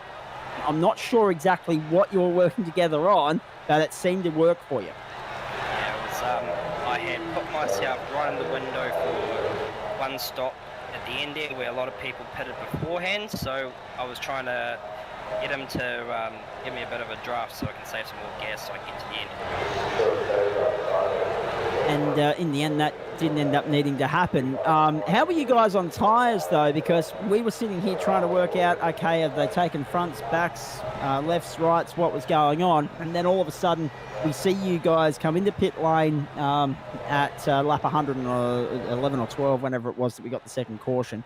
We thought, okay, that makes sense. They'll come in, throw a fresh set of rubber at it, and go to the end because you'll be all good on fuel. What was the stop for with 12 laps to go, if you don't mind me asking? Yep, I just chucked in my last set of tyres there so I can... So you had a full set up your sleeve, did you? I had a full set up my sleeve, Wow. So talk us, okay, because some of us here, and my commentary colleague Matt Davis is getting his initiation to Weekend Warriors tonight, whilst enjoying pork that he's making everybody jealous about. But that's another story. We'll get back to him soon. With regards to strategy play, how did you play it tonight, stop for stop? Because obviously, by the looks of it, you threw a fresh set at it with about 30 laps to go, and then a fresh set at it with 2 laps, or 12 laps, I think it was, to go. So to me, that says that in the previous 2 stops, you've either not taken tyres or you've thrown 2 at it in the respective stops there. Just talk us through it. Well, from the first run there after the first lap caution, I didn't hit, but I just lasted it out, even though I was actually by myself the majority of that first run. But then Mark Johansson and his teammate Scott there was closing in on me, so I just used them as a bit of a draft and stayed out as long as possible to at the very last minute. Chucked on my fresh set of tyres when I made the pit stop, and the second stop I just stayed out, clutched actually from lap 2 of that whole stint. I was clutching through 1 and 2 and 3 and 4, and it managed to save me about 4 laps, even though I was by myself a little bit. So that's when I knew I could actually make it on one more stop after. So obviously when Aidan and I decided to work together on that last stint there, I only had used up 2 sets by that point. So then when that caution did come out, I had 2 sets left, and then of course the other caution that came out, so I would have had only one set left. So that's how I had it. So that's including obviously the set. So because obviously the iRacing service says that you've got 4 sets. So that's 1 set you start on, and then you've got 12 tyres in the lane, don't you? So interesting to see how everyone's used them tonight.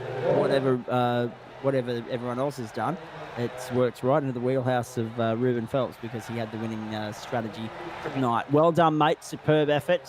Stay there. We'll throw it around the room. We'll come back to you when we get a chance. And Matt Davis, I'm sure you'll have a couple of questions for these guys towards the end as well. Let's go to Stephen Williams. So close, mate. That was the one that got away, and it got away on that second corner on that last lap. That scrape of the wall was all Ruben needed to secure the win. Yeah, I think I'd hit it a few times earlier and thrown me race away. I was struggling with the speed. I don't think I would have been able to get past him anyway with that mistake.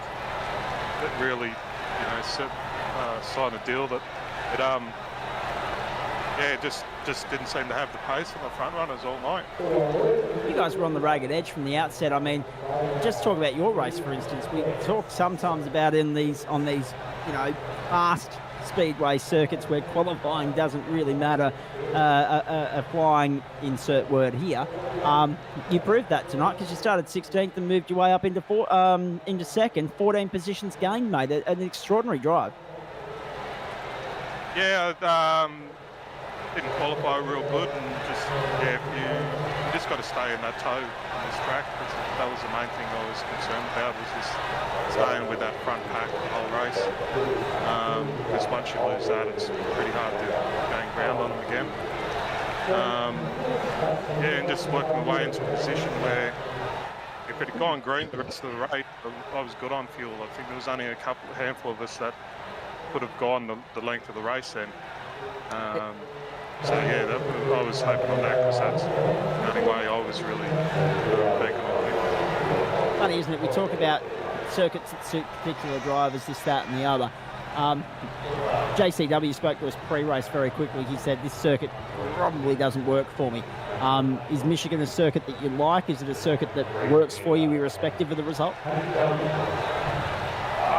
Yeah, I've never really done great here, I don't think. Simply because it's all luck, really good strategy and cautions and stuff most of the time. And just, you've got to stay out of the incidents, that's the main thing. Exactly right, and you managed to do that tonight. Kept your nose clean in the end, and reap the rewards, mate. Well done. Just going back to Ruben for a moment, I'll ask you the same question: is Michigan a circuit that you were expecting this sort of run at?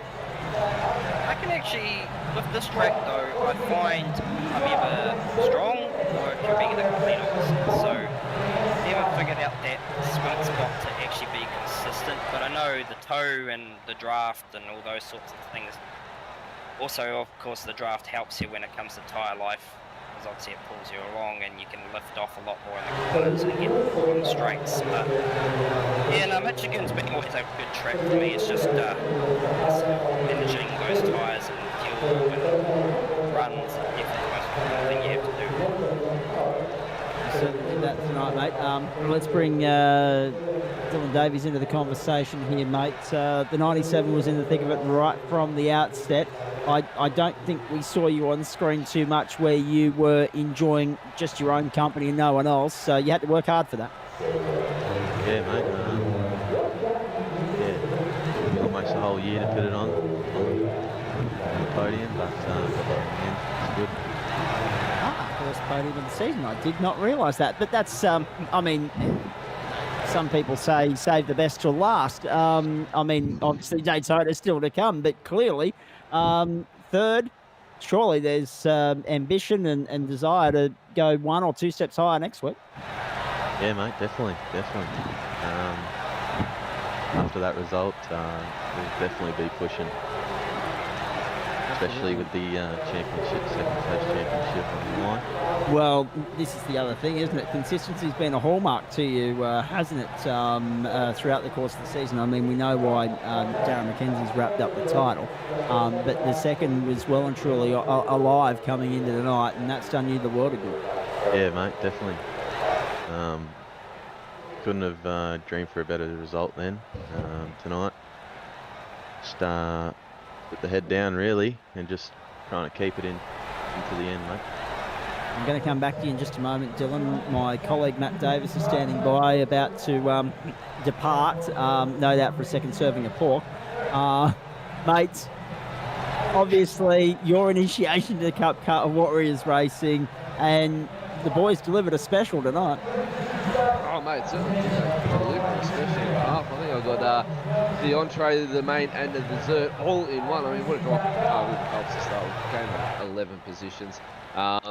The safety cars, we went green flag for such a long period of time, but I did call it, you know, the second one did get called, and as we used to saying at Bathurst, safety cars do breed safety cars. We know we call them pace cars over in the States. But no, a big congratulations to the podium.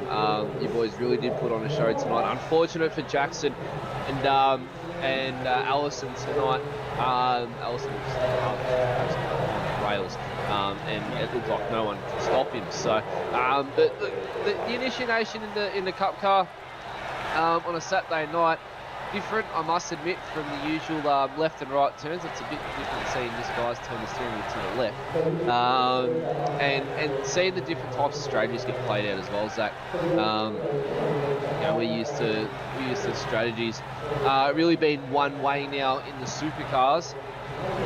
Maybe, you know, JP can look at maybe shaking things up even more coming into to next season, 2022 for those boys. But lots of different strategies for the boys tonight, lots of different times that have been coming in because of different laps, and seeing how they really shake it up. You know, they know that they can count on a safety car coming late into the race once the action starts to really heat up.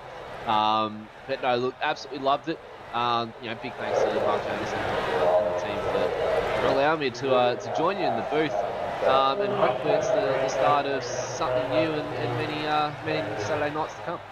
Looking forward to it immensely. I don't know what it says about our social life that we're in here on a Saturday night, but that's okay by me because what we saw tonight was well worth the price of admission.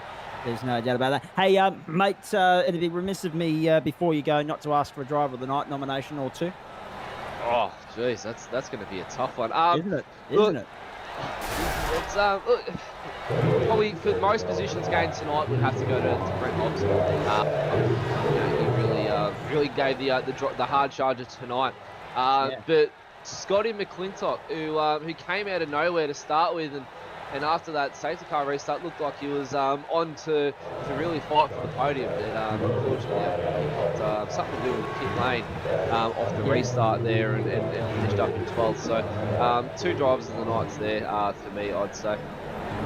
All right, mate. I also, based on what Matt Davis was saying, I can sense an oval super sprint round coming up for the RSR next season. I'm just putting it out there. I could definitely see one of those happening. Not putting any pressure on any admins or JPs or anyone, but still.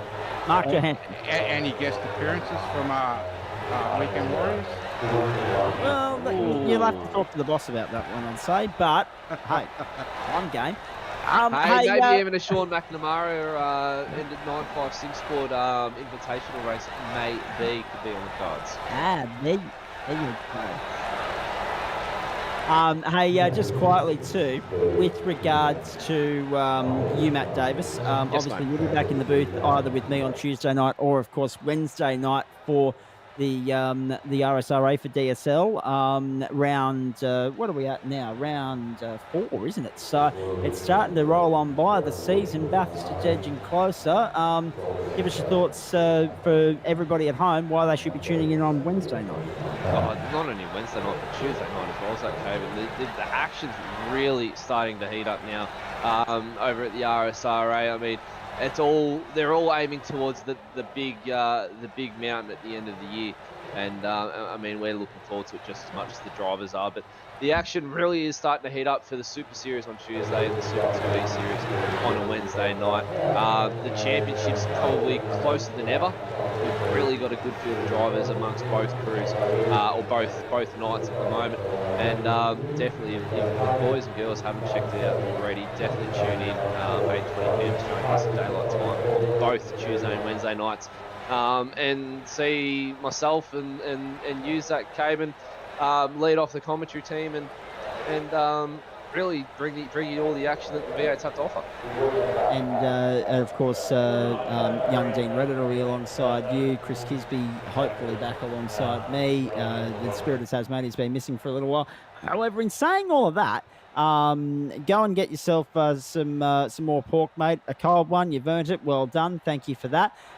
Great to have your company in the booth tonight. Hopefully see you back here next Saturday night as well. But for those of you that are wondering where we're going on Tuesday and Wednesday, it's the Long Beach. More details a little bit later on. Good on you, Matt Davis. Thank you. Thank you very much, Caban. Thank you very much, guys, and everybody tuning in to watch. Excellent stuff. Let's continue here with Dylan Davies, and then we'll get back and let these guys thank who they want to thank. Just before I go back to Dylan, Mark Johansson, we saw a couple of guys pull in there, including Scott McClintock. I think Andy Barber was the other one off the pace car restart there, just 12 laps from home. What the hell happened, please? Do you know? Yeah, iRacing gave them a parking under yellow flag.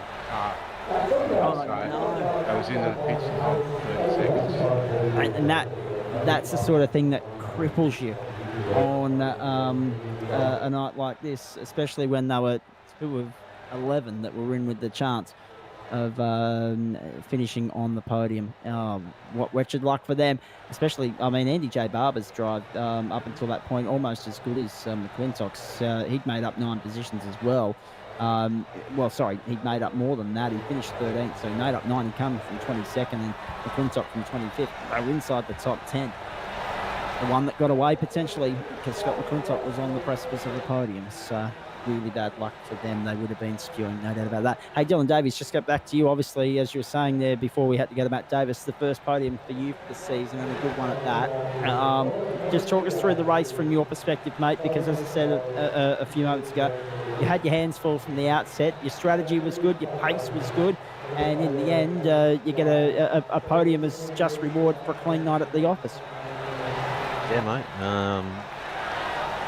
Basically just stood back all race. Right, and then started to try and push everyone in front of me. Just trying to gain that advantage back on the lead path there. Got caught up in a couple of slow cars, which set me back a little bit, but managed to just keep in the fight there. Didn't get any damage, which was good. Unfortunately, my teammate Adam got caught up in before the first lap, the caution there. Yes, and that was unfortunate for him. Yeah. Really good track. Really enjoyed that track. Different to what I thought it was going to be. Quite fast, but I just felt quite okay. They felt like they would last quite a lot more than what the field. It looks, judging by what I'm seeing here on my timing screen, it's showing Ruben Phelps, Stephen Williams 5 stops, you 6 stops. Obviously, one counting the end of the race there, guys, when you come into pit lane. So you've gone 1 stop more than these guys. Did you stop under that first caution as well? No. What happened was the last caution there didn't have my tyres tipped, so I had to come back around and unfortunately got stuck behind a couple of black cars on the last restart there. Managed to push it on and take third place. Knowing full well, of course, that you were going to be a sitting duck if you didn't take those new tyres, yeah? Oh yeah, definitely. There was there's a period there of maybe saving fuel. I think maybe around lap 90-ish, maybe just before, where it's thought maybe we could go the distance. So there was a lot of clutching into third and the first corner there. Fortunately the yellow came and then another one after that as well. Mark Johansson, I haven't done the full season with you guys, but I have to say that is right up there with, Nashville was a good finish last week, Iowa, Charlotte earlier in the season, Talladega, that's right up there with them. Yeah, most definitely. It was definitely threw a spanner in the works. Congratulations to our top 3. It's a one that I said to you before the race. You can't count out Ruben, and definitely couldn't count out Steve. I definitely gave these 3 guys a rap, and it was top 3. So well done, guys. Very well done indeed. Hey, stay with me, guys. I'm going to get thoughts on Daytona in just a moment. In the meantime, if the championship points are ready, we'll fire with them and have a look at where things sit, because I know Dylan Davies mentioned the battle for second a short while ago. Imperative to see how that's playing out at this point in time. There it is. Whoa. Are you kidding me? Paul Jackson, Dylan Davies on 890 apiece. So it all comes down to next week, essentially, for Dylan. Wow, 1,083 for Mackenzie. He is one. So even though he was only 21st tonight, that's still showing us 193 points clear. So his margin's only diminished by 5, which is extraordinary. 890 each for Jackson and Davies, 766 for Scott McClintock, 734 for Stephen Williams, so he's jumped up. Josh Carroll Walden down on 708, 699 for Ruben Phelps. With that win, that helps. Tristan Kosh has stayed ahead of Adam Ariel, and Jamie Nankervis now finds himself inside the top 10 on 617. So again, 10th, 9th, 8th, very much up for grabs next week as well. Barry Neal, we haven't seen him for a while. Mark Johansson, 3 points behind him. Aidan Schultz, even though he hasn't done the whole season, sitting there in 13th. Mark Smith and David Durand on 477 make up the top 15. We'll let that keep scrolling. Mark Johansson, just going to you. Mark Smith was unlucky in all that. He finished up 4th. He got swamped off the first start in which he started from P1. He got swamped off the last start where he started from P2, I should say, on lap 1. He was on the front row. He got swamped when he started from P2 again, alongside, of course, Brad Allison a little bit later on in the race as well. Something about his starts that really cost him. Yeah, I don't know whether he's missing a gear, like doing a scafey at Bathurst there, or whether he's just not getting on the gas quick enough. I might have to have a chat with him so we can see if we can find out what was going on with him. Yeah, absolutely right, mate. Hey, well done. Awesome performance from you tonight, but stay there because we're not quite done. We've got a big final week to preview very shortly as well. Just as we do that, guys, I'll get you to thank your sponsors now. Then we're going to have a look at the Triple Crown points, then get your thoughts on Daytona, and then obviously we'll give you all the broadcast details wherever you're tuning in around Australia. So third place tonight for Dylan Davies. The floor is yours, mate. It's going to be tight in that second place battle on the championship. It all hinges on next week. Yeah, it really does now. It's really going to put the pressure on for next week. I think all I have to do is just flip a coin. Exactly. Hey, mate, the floor is yours. Thank all your sponsors. Yeah, just like to thank Weekend Warriors. Don't really have any sponsors, really. Just got the old fake sponsors, the Asahi. Get me through almost every race this season. Nothing wrong with that. Hey, well done, mate. Stay there because obviously we'll throw another question your way if we get time here. Ruben Phelps and Steve Williams. I'll go to Steve first and then we'll let the winner have the floor. Steve, the floor is yours. Yeah, just want to congratulate Ruben on the win and Dylan for his podium. Unlucky to Brad and Paul, though definitely I think had the pace on us all night until that incident. Yeah, just JP's Sim Shed for the stream and the broadcasters. Yeah, it's awesome to watch back during the week. And then the team sponsors are simrigs.com, Southwell Lifts and Hoists, Ben Max Mechanical, Ben Smart Racing Services, Alcoholder, Phoenix Smokers, MP Designs, and all the boys at DPR Racing. Well done, mate. Nice effort tonight. Ruben Phelps, I'm sure there's a few people you'd like to thank on the back of your third win of the season. Yeah, I'd like to definitely shout out the team of Aussie Esports. You can find them on Facebook, and we also had a big announcement earlier in the week where we've got two development drivers in our team, so that's why we saw a couple extra paint cars on the track tonight. So I was going to say, you threw me with that because I could have swore I saw more of your cars than usual. Just talk us through the new recruits, please.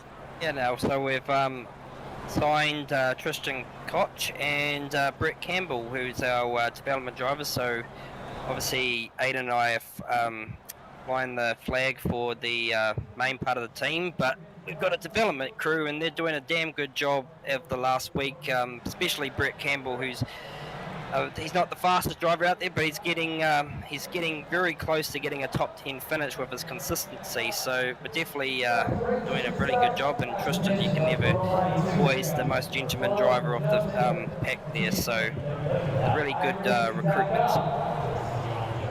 Indeed, and not a bad showing tonight either. What's the plan of attack for you guys? Teamwork, no doubt, will play a part next week when we get to Daytona.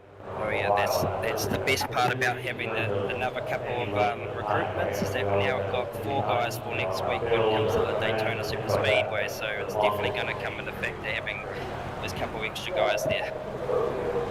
Indeed it is. Speaking of which, Mark Johansson, the last leg of the Triple Crown next week, we didn't get a chance to update the Triple Crown points last week. I believe they're standing by and ready to go. So let's have a look at that and assess the situation after 2 of 3 rounds in the Triple Crown, because that is also up for grabs next week. We're at the wrong end of town there. We need to go back to the start of the scroll for you there, ladies and gentlemen. We'll get that to you in just a moment. There it is. Mr. McKenzie once again. So can he do the double? That's the big question. That's on everyone's mind. Dave Douglas is second, 6 points behind. Aidan Schultz and Paul Jackson tied for third on 132. Nigel Patton, 128. Stephen Williams, 116. 104 for Dylan Davies and Ruben Phelps on 104. Then Michael Schroeder And Tristan Kosh on 94 points. We'll let that keep scrolling, see what favourite driver's up to in the Weekend Warriors. Let's continue on here because we're almost at the end of our broadcast window. We're almost out of time here. I'll get to Mark Johansson at the end here. I want to have a couple of comments from you with regards to next week, mate, and the end of the season. But before that, Dylan Davies, anyone that you can lean upon for some support next week? Because we know that Ruben's got a 4-prong attack there ready to go. But with you, who are you eyeing off as a potential drafting partner, dance partner next week? Because everyone needs some allies when you get to a circuit like Daytona.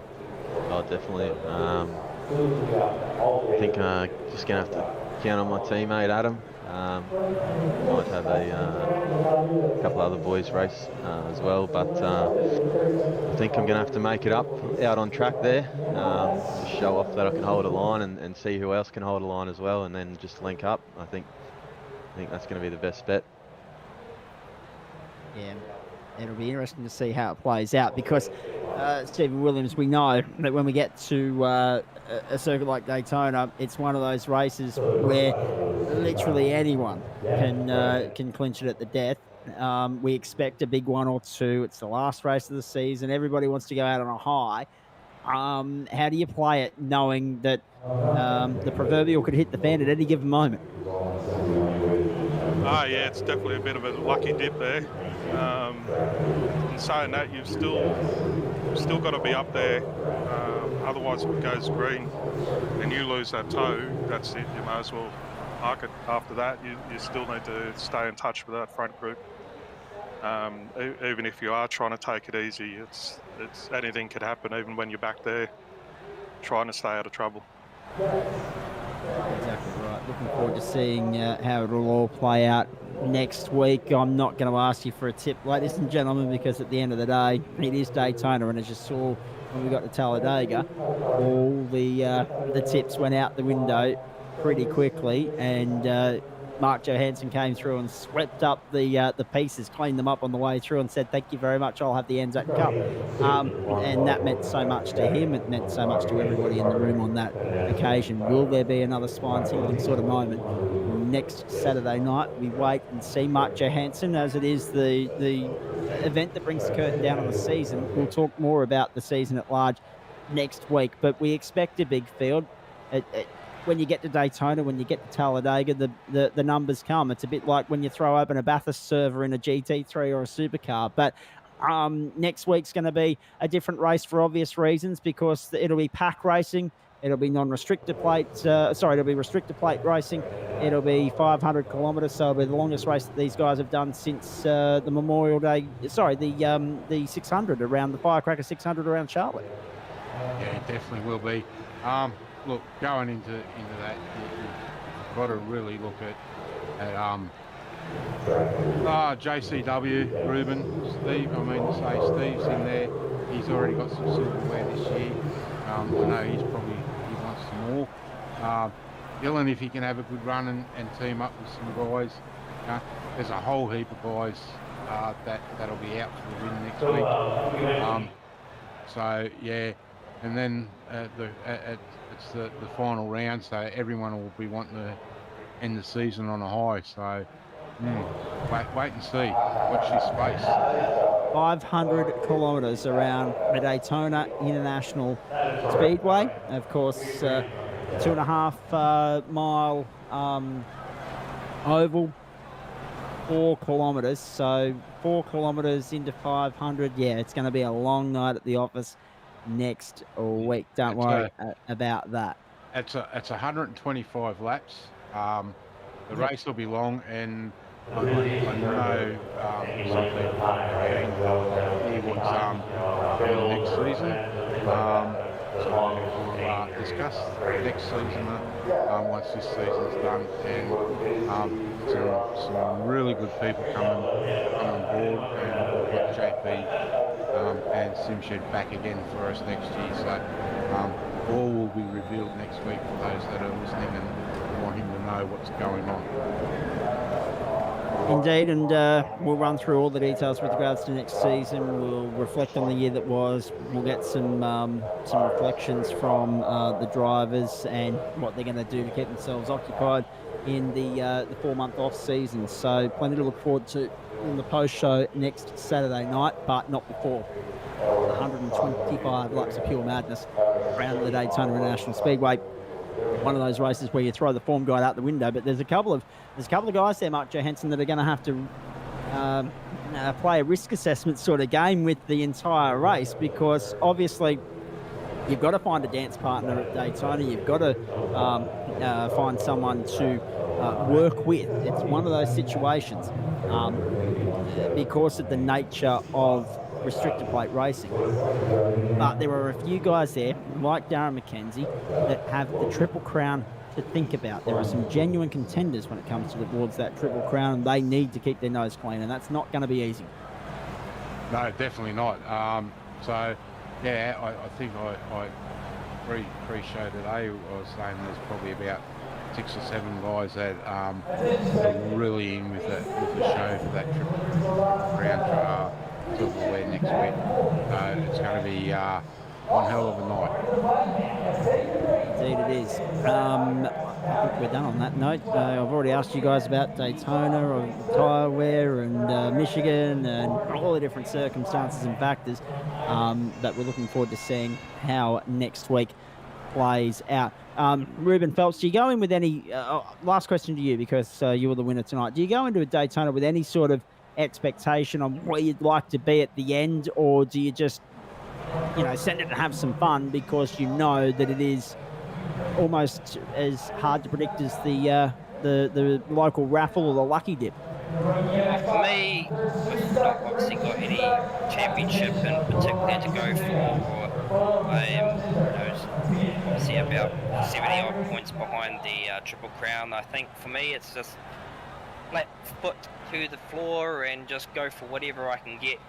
But of course you got to think about, you've got a teammate in that top 3 there of that Triple Crown, so I've also got to factor that I've got to be careful and help him out as much as possible too. So it's going to be one of those sorts of races where all things are out the window and there's going to be no particular strategy, but still it's all going to be down to survival as well, so that's definitely what's going to happen in that race. So it'll be very good send-off.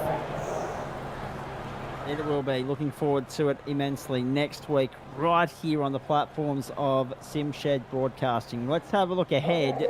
Indeed, actually, before I do, Mark Johansson, the floor is yours to thank all the current sponsors of the Weekend Warriors. Yeah, look, I'd really like to thank JP, SimShed Broadcasting. They come on board just after we started and been with us and have done an absolute fantastic job. Short Shift Sim Racing Magazine come on board with us and stuck with us for the year. They've really only been our two sponsors this year, but a big thanks to both of them. And I might forget this, so I'll do it now. Yep. A big thank you to everyone that's turned out and raced with us, and bearing with us. We haven't always got it right, but I think we've got it right 99% of the time. A big thank you to each and every driver that's turned out. Indeed. Now, just before we do look ahead on the platforms of SimShed Broadcasting, 42 off 16 is the target for the Thunder. They're 8 for 99, so it looks like the Strikers are going to be victorious in the third match of the Women's Big Bash League for the summer of 2020-21. 21-22, I should say, unless, of course, you're in Queensland where it's the summer of 1909-10. But anyway, that's another story for another day. Thanks for your company wherever you've been tuning in this evening on the platforms of SimShed Broadcasting all around Australia or indeed the world. Let's have a look ahead for you, because as always, it's a big week ahead. Of course, by next Saturday night, we'll only have one more Saturday night or Saturday afternoon for you in the season, and that'll be December 11. So the broadcast schedule will lighten a little bit next week, and we'll all get to enjoy a little bit of time off here and there. But it's still busy on a Tuesday and Wednesday night where we bring you the RSRA Super Series from 8:20 Australian Eastern Daylight Time. For the Super Series, it's the first leg of the Triple Crown, 64 laps, 200 kilometres around the Long Beach Street Circuit there in California. So we go from Michigan across further to the west coast of America as our run around continues. And that'll be Tuesday night from 8:20. Wednesday night, just a standard sprint round, so I think it's 51 laps or something like that for the boys in the DSL Welding Super 2 E-Series, and looking forward to that. Next Saturday night, the earlier time, 7:20 Australian Eastern Daylight Time, we head to Daytona. Looking forward to the pre-race fanfare and all that's associated with that, of course. It's always a big occasion when we go to the Daytona International Speedway, a world centre of racing for the 500. Well, it's kilometres, not miles. Be mindful of that. 125 laps ahead of us, as Mark Johansson was saying there a short while ago. So that'll be for round 35, the 35th and final one, third leg of the Triple Crown. And that is Weekend Warriors Cup Car Racing, live and exclusive to the platforms of SimShed Broadcasting for Short Shift Sim Racing Magazine. Next Saturday night, 7:20 Australian Eastern Daylight Time, as the curtain comes down on what's been a pretty good season to this point. Well done to the top three tonight: Dylan Davies, Ruben Felt, Steve Williams. Anything else you guys want to add just quickly before we go, or am I right to wrap up? Right, I forgot to thank for JP and JP Shed for doing the broadcast, and of course you guys for commentating, and Mark for hosting the Weekend Warriors. Well done, mate. Nicely done. I'm glad I gave you that last chance to squeeze a word in. Hey, JP, thank you to you for your efforts tonight, as per usual. They don't go unnoticed. We look forward to doing it again on Tuesday night for the GAC Rowana Super Series from Long Beach, round 4 of 11. As I said, edging closer towards the end of the season, and the big one when we go 1,000 kilometres around the holy grail of Australian motorsport. Looking forward to that on Sunday, December 12th. The team here at SimShed Broadcasting, on behalf of Matt Davis, JP, Mark Johansson, and the crew, I'm Zach Caban. Have a great Saturday night. Enjoy the rest of your weekend, everybody, and we'll see you on Tuesday. Until then, bye for now.